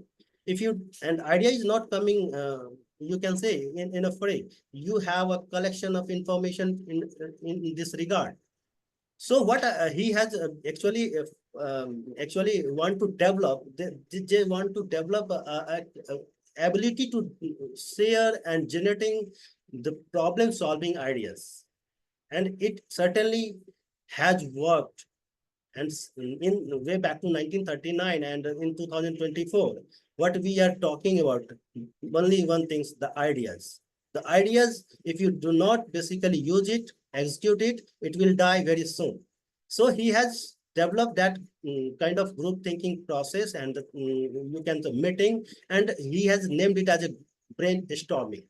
So it's not a new things which we are talking, but certainly as an entrepreneur, if you do talk, yeah, brainstorming is evolved things. We all can basically talk about. We cannot be aversive of brainstorming. What does it mean? If you do ask me what is the meaning of brainstorming at all, as I have said, the 4 I see better than the 2. What does it mean? There are the people who is engaged in the activity should be welcome with the ideas. So it's nothing. It's a tool to solve the basically problem or sharing and generating the ideas in a group so that it helps the team to solve the certain circumstances, the problems they have faced, the situations, and whatsoever they have basically the facing of the problem. When we talk about how does it work, certainly it has some process like team composition. What will be the team composition? What would be the idea collections in the 2024? You will find we cannot be brainstorm in a physical mode, because if you want to speed up the process, you need to be digital. So that team composition, why I'm talking about the team composition, there should be some number of experts in a group so that it may help you to share or generate ideas in that way. So team composition should be taking care of the next thing, the idea collection, and then thereafter you can say the quantity over quality. Quantity over quality, if I do talk, what generally we people are talking about. Excuse me, sir, your screen is not visible. We can see the only the first screen. If you can share it. I was here, I can see that the screen is sharing. Just I'm one more time. Now it is. Is it okay, sir? No, it is okay now. Okay, thank you. So what I can say, that quantity over quality, if I am talking, generally people believe in the quality, but here in brainstorming, they are talking about the quantity. Quantity, it emphasizes the goal is to generate as many as possible ideas so that it will help to solve the problem into the possibility, obstacle into the opportunity. Here is, I would like to mention the highlight of this brainstorming is the how Alex, the advertising executive in way back in 1939 has thought this has a process only you can, if you want to solve the problem, then this may one of the tools which entrepreneur has to be used. And one more important thing in between, I would like to say that yesterday, and as Sangeetha madam has said, the women entrepreneurs, there are lots of entrepreneurs. There are different kinds of entrepreneurs which exist in the market. If you have a basically the knowledge of that, the pure entrepreneur, induced entrepreneur, industrial entrepreneur, Fabian, drone, spontaneous, rational, but these entrepreneur do not is basically believe in brainstorming, innovation, creativity. There are only two things. The next topic, basically we will talk the creativity and innovation. This imitative and innovative entrepreneur is only thinking about to brainstorming, creativity and innovation. So that when we talk about the quantity over quality, we have what we have to take care is to generate as many as possible ideas so that it will help the employee to get together and suggest whatever the suggestion they have to solve the problem. So this is the approach every entrepreneur should have. If they miss this opportunity, they cannot even think about to success. Now the next one is the types of brainstorming. Brainstorming. It depends upon the situation and the circumstances. How do you use this brainstorming? There are, you can say the structured brainstorming, unstructured brainstorming, silent brainstorming. So as we know, every coin has its two sides, the pros and cons. So when we talk about the structure brainstorming, what you will find there? You can easily find that it in sides of pros, if you to talk, is everyone get the opportunities, but at the same time, this one has cons as well. If suppose if you do have more than one ideas, two ideas, three ideas, you are not going to be share in that group of meetings. So that there's a con side is all as well. So we have to take care of this concern that what kind of brainstorming we need to do. And again, unstructured, as it is named as unstructured, there are lots of things you can say share within that meeting. You can, if you do have a suggestion more than 2, 3, 4, 5, 6, 7, whatever the suggestions you want to share, your suggestions will be, your crazy suggestions will be welcome. So there is no constraint is there. But at the same time, in organization, you will find there's an introvert kind of people. They are shy kind of natures, who is basically thinking about to may or may not, the criticism would be there for basically if I do suggest anything to the seniors. So there's a lack of the drawback of this unstructured kind of you can say brainstorming. At the end, you can say silent. Silent is, as it is named, no discussion. You have to put all the suggestion into the paper, and you will find the process will be basically taken care what the seniors has to do and the entrepreneur has to do with that ideas. And the con side of this silent brainstorming, it kills the idea over the idea generation. And idea generation is a process itself. It's not a single step process. Idea generation, when you do launch the product, it has basically a process in which the first thing is the first things as a step we talk is the idea generation regarding that particular topic product. So this brainstorming, how does basically it helps to you can say help in the creativity. Creativity is what?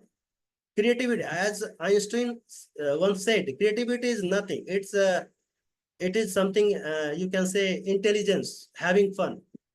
Now it has some meanings. It looks very simple, but it has a very deep meaning. As yesterday, Venkatesh sir has shared about the knowledge about the ideas, and he has basically dig deeper into the subjects. And I do not want to basically swim in that oceans, but I would like to take a kind of approach to share with you that if you do not basically solve the problem may solve you. And an entrepreneur, they have very you can say the minds, the accurate mind they have. They do not want to be serious. They want to be sincere in their approach. So I always focus on approach. Why it is important? Important is because of this reason. To solve the problem, they are not talking about the basically problems. They are talking about their approach, the creativity. Once we do, this is the spark you can say. Yesterday, once again, I am just highlighting the Venkatesh sir's what he has mentioned in their presentation. There's a fine difference between creativity and innovation. Although it's depend upon the brainstorming, the ideas is going to play the bigger size of basically role. It has a bigger picture. If you want to be good, if you want to basically create good or innovate something or good, you have to be brainstorm yourself so that it helps you as a catalyst. So what he has said there was innovation and creativity is almost alike, but I am little bit disagree with that, because the reason is creativity is the act of creating ideas, imagination, and the possibility. At the same time, when we talk about innovation, innovation is totally introducing the things totally different, because introducing something new to the market. Because innovation is going to be the, you can say, the need driven things. And when you are launching something, the customer is looking forward to get that opportunity to gather and experience the product. At the same time, there's no consumption of money in creativity, but at the same time, there's a consumption of money in innovation.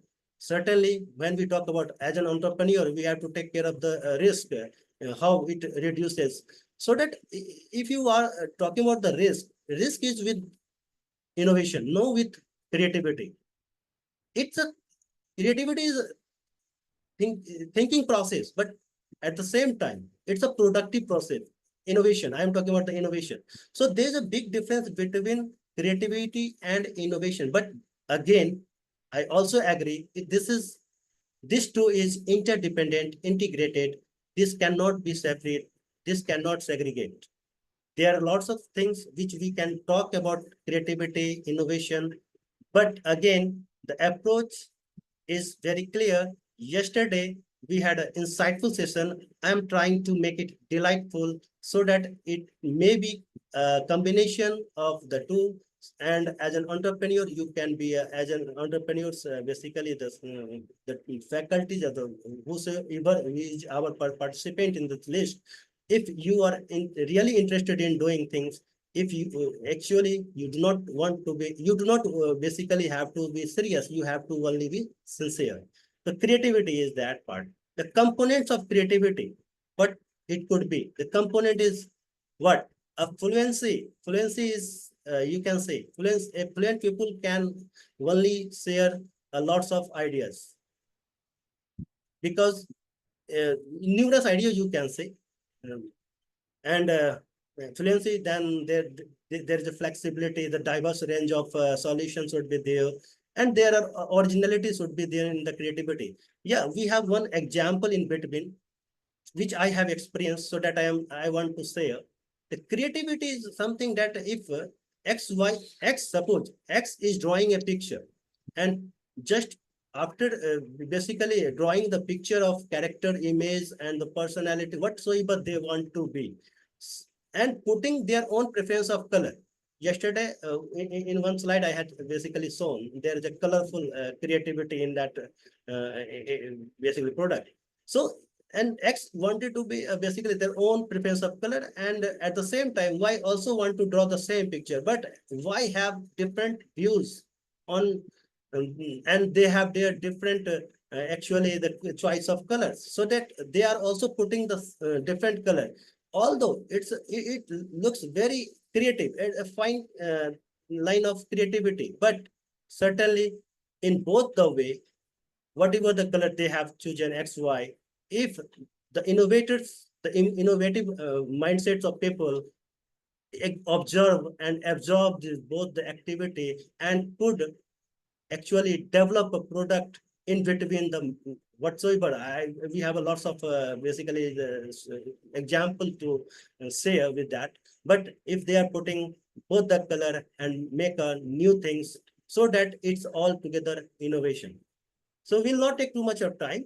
And just coming back to the innovation. Innovation is what? It distinguishes the, you can say, the leaders and the followers. Innovation, my experience say, the first step of innovation is imitation.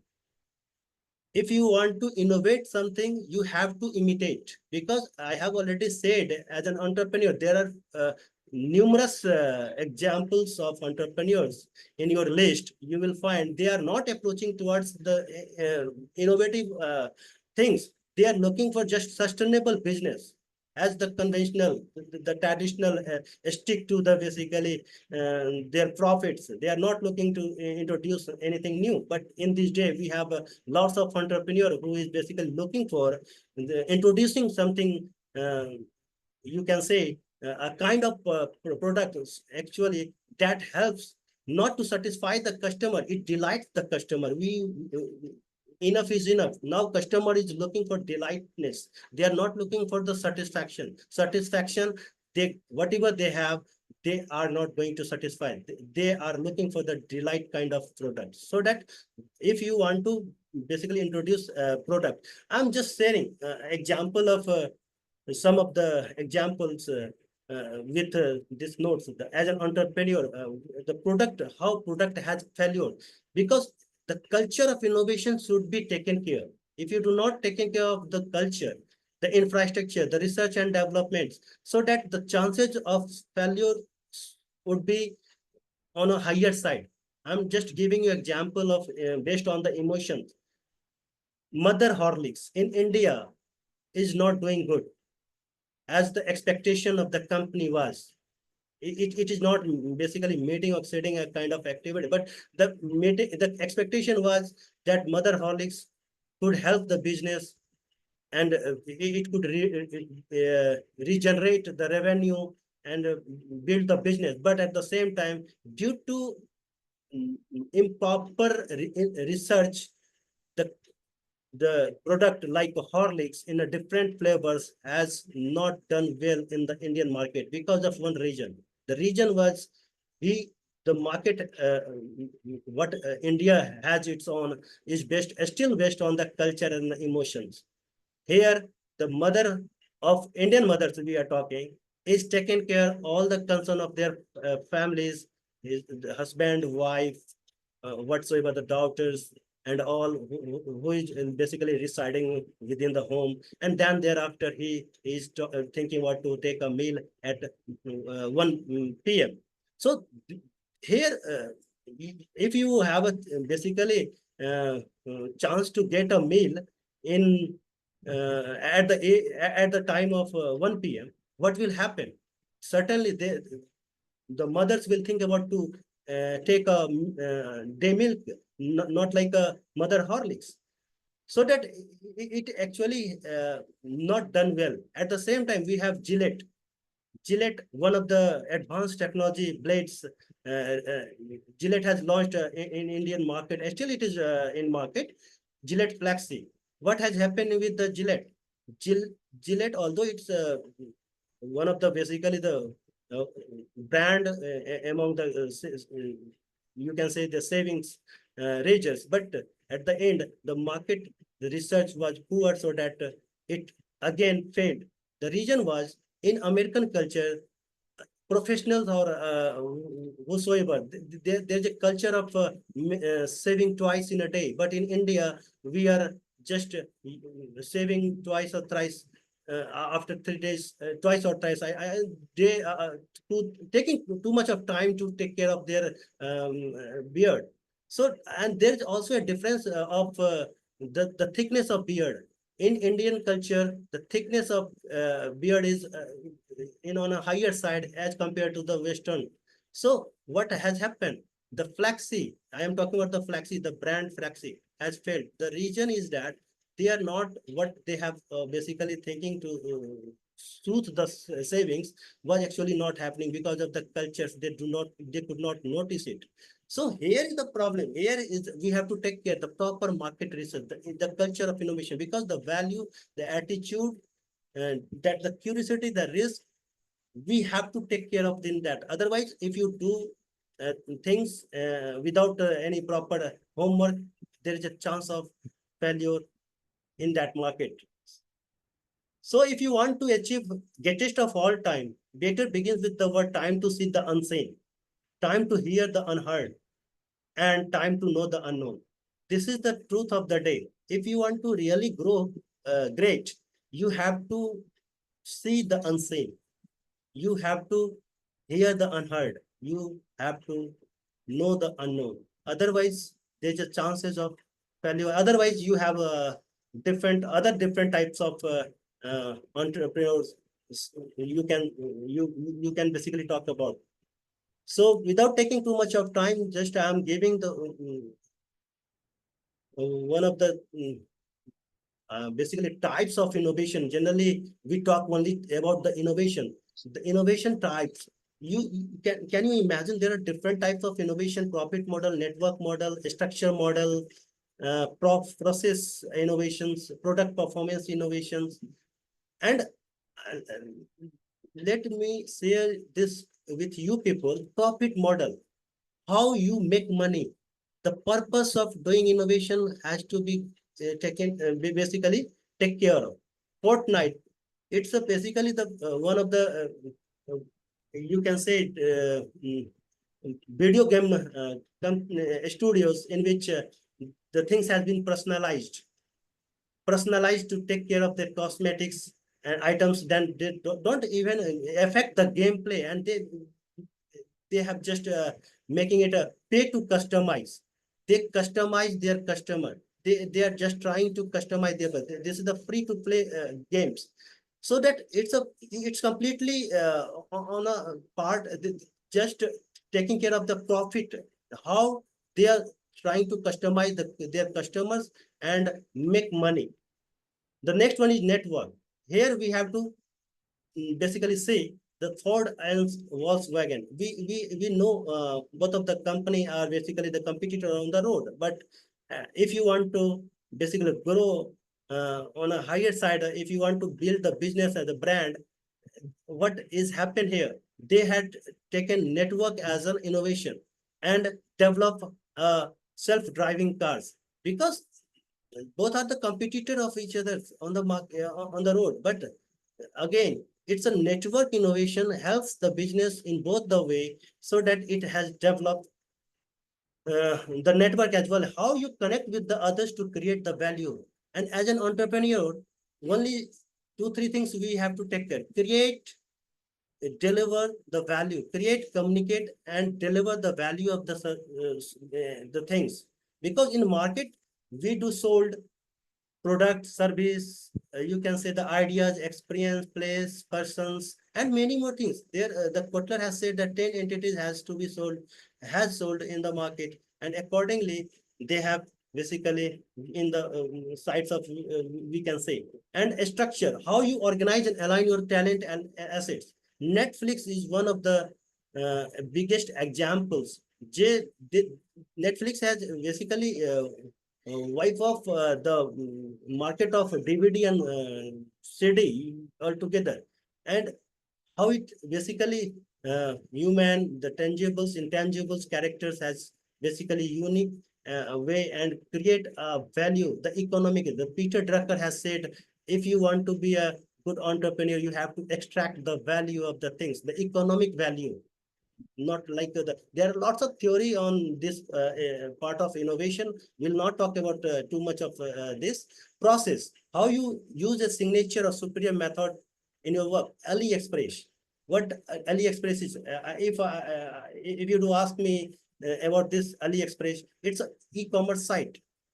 And when we talk about the Alibaba, just I am going back to the brainstorming part. He has once said within his apartment, 18 people has basically their different ideas to solve the problems of whatever they are initially facing.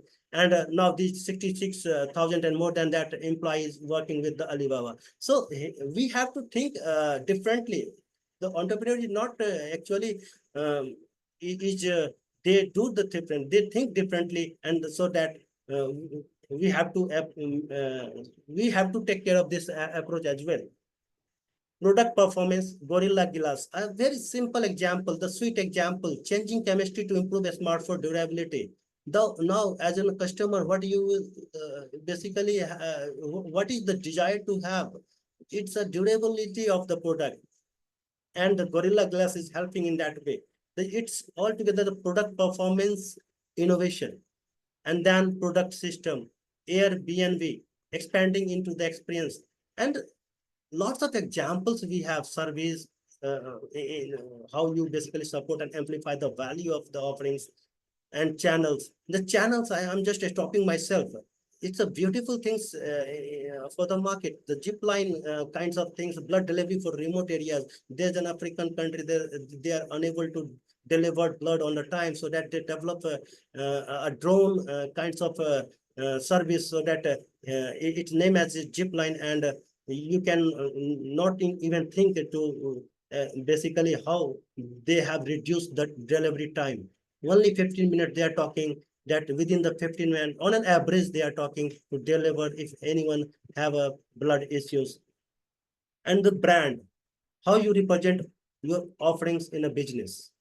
That is the brand loyalty is there, brand equity is there, brand image is there, brand resonance is there. You have to be innovate, customer engagement, and be bringing the fans into the action. We'll not talk about too much of this innovations, because this will not help you. But end of the day, I would like to say that the era which we are living is nothing like you can say that's it's a technology or science. It's an innovation in communication. We have to take care of the communication. The things has already been done. The science is already been done. The technology, the already done. But now, which I have experienced, the innovation in communication is almost doing a lot. If you want to develop the things in a good way, you have to communicate your things in a differently.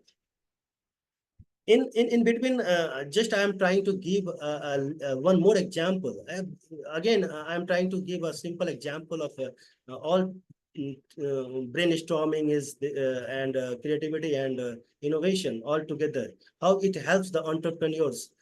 Think about the wheat which we cannot eat. In fact, as an entrepreneur, I'm not talking, I'm just trying to give the sense of the subject and what it could be.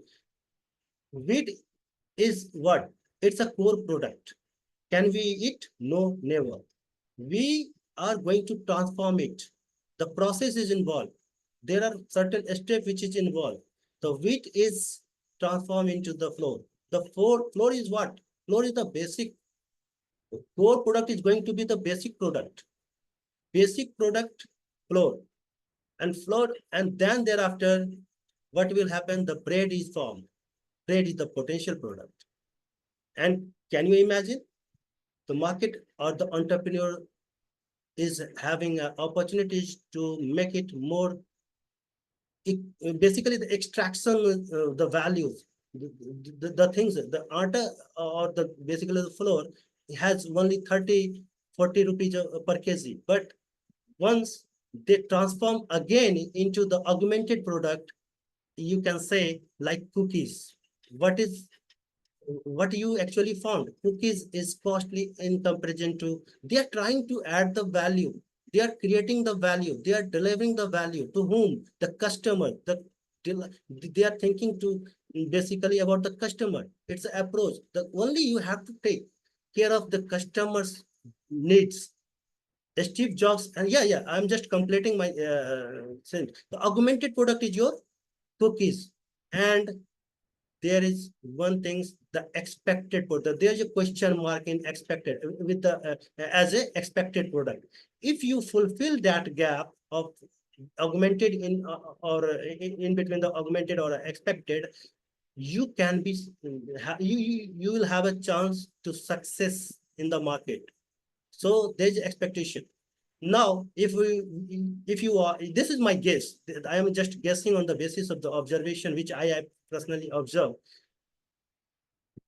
Maggie, can you think thousands of crore products in Maggie, which you cannot even think a single product is of worth of 1,000 crores.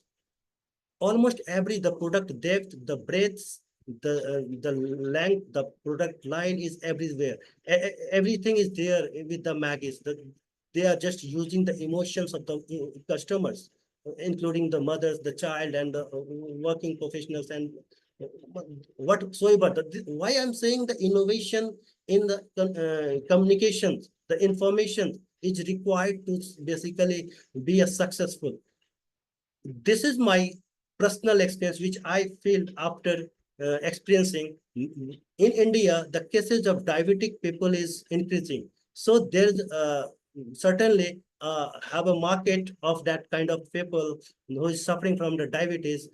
Maggie's very soon, after a few years, you will find the Maggie is launching sugar-free for them.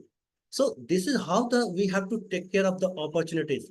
And in the last, I will not take too much of time. Steve Jobs once said, use what we have is not important. What customer is actually looking for is important. We should not talk about the manpower, the technology, the facility, the process. We only have to take care of the customer needed, customers' needs, so that it will certainly have, if you fulfill their desires. At the end, again, I'm just quoting the same things which I have previously said. If you want to achieve greatest of all time, see the unseen, hear the unheard, and know the unknown. This is the truth of the day of the 21st century, and in the 2024. If you want to grow great, you have to work on that areas. And those who has already done innovation, just I'm again concluding the innovation we are talking about in every classroom, and just trying to basically try to trap the approach of the student to think about the why you are not innovative. Innovative should also be disruptive. It's incremental. It's a breakthrough. So we cannot talk lots about this part. Only we think we have to think. We have to observe. What we have to do is think out of the box. If you do not do that, there's a chances of success. But again, you cannot boom with the business. This is all from my side. Thank you. If you do have any question regarding the same, I will welcome your questions, queries, or any kind of discussion. I do not want to be basically kind of advertising executive as the brainstorming. The problem was there with the Alex Osborne. I want to welcome your suggestions if you do have or questions or queries. Thank you, Dr. Junaid sir. If you basically can listen me. If you do have any question.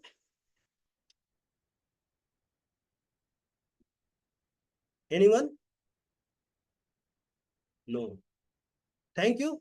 I'm just concluding with the notes that tomorrow will be the session of this same session will be held by Akhila and on the topic market research and analysis, Natasha P, risk management and financial planning, and Deepika Chaudhary, assessing and mitigating actually the business risk. And with that notes, I am also requesting all the participants to actually make sure your attendance that is shared by you can say Dr. Amir Junaid sir. He has basically taken care of all the steps of the workshop very carefully. And with that notes, may I say bye? Anyone?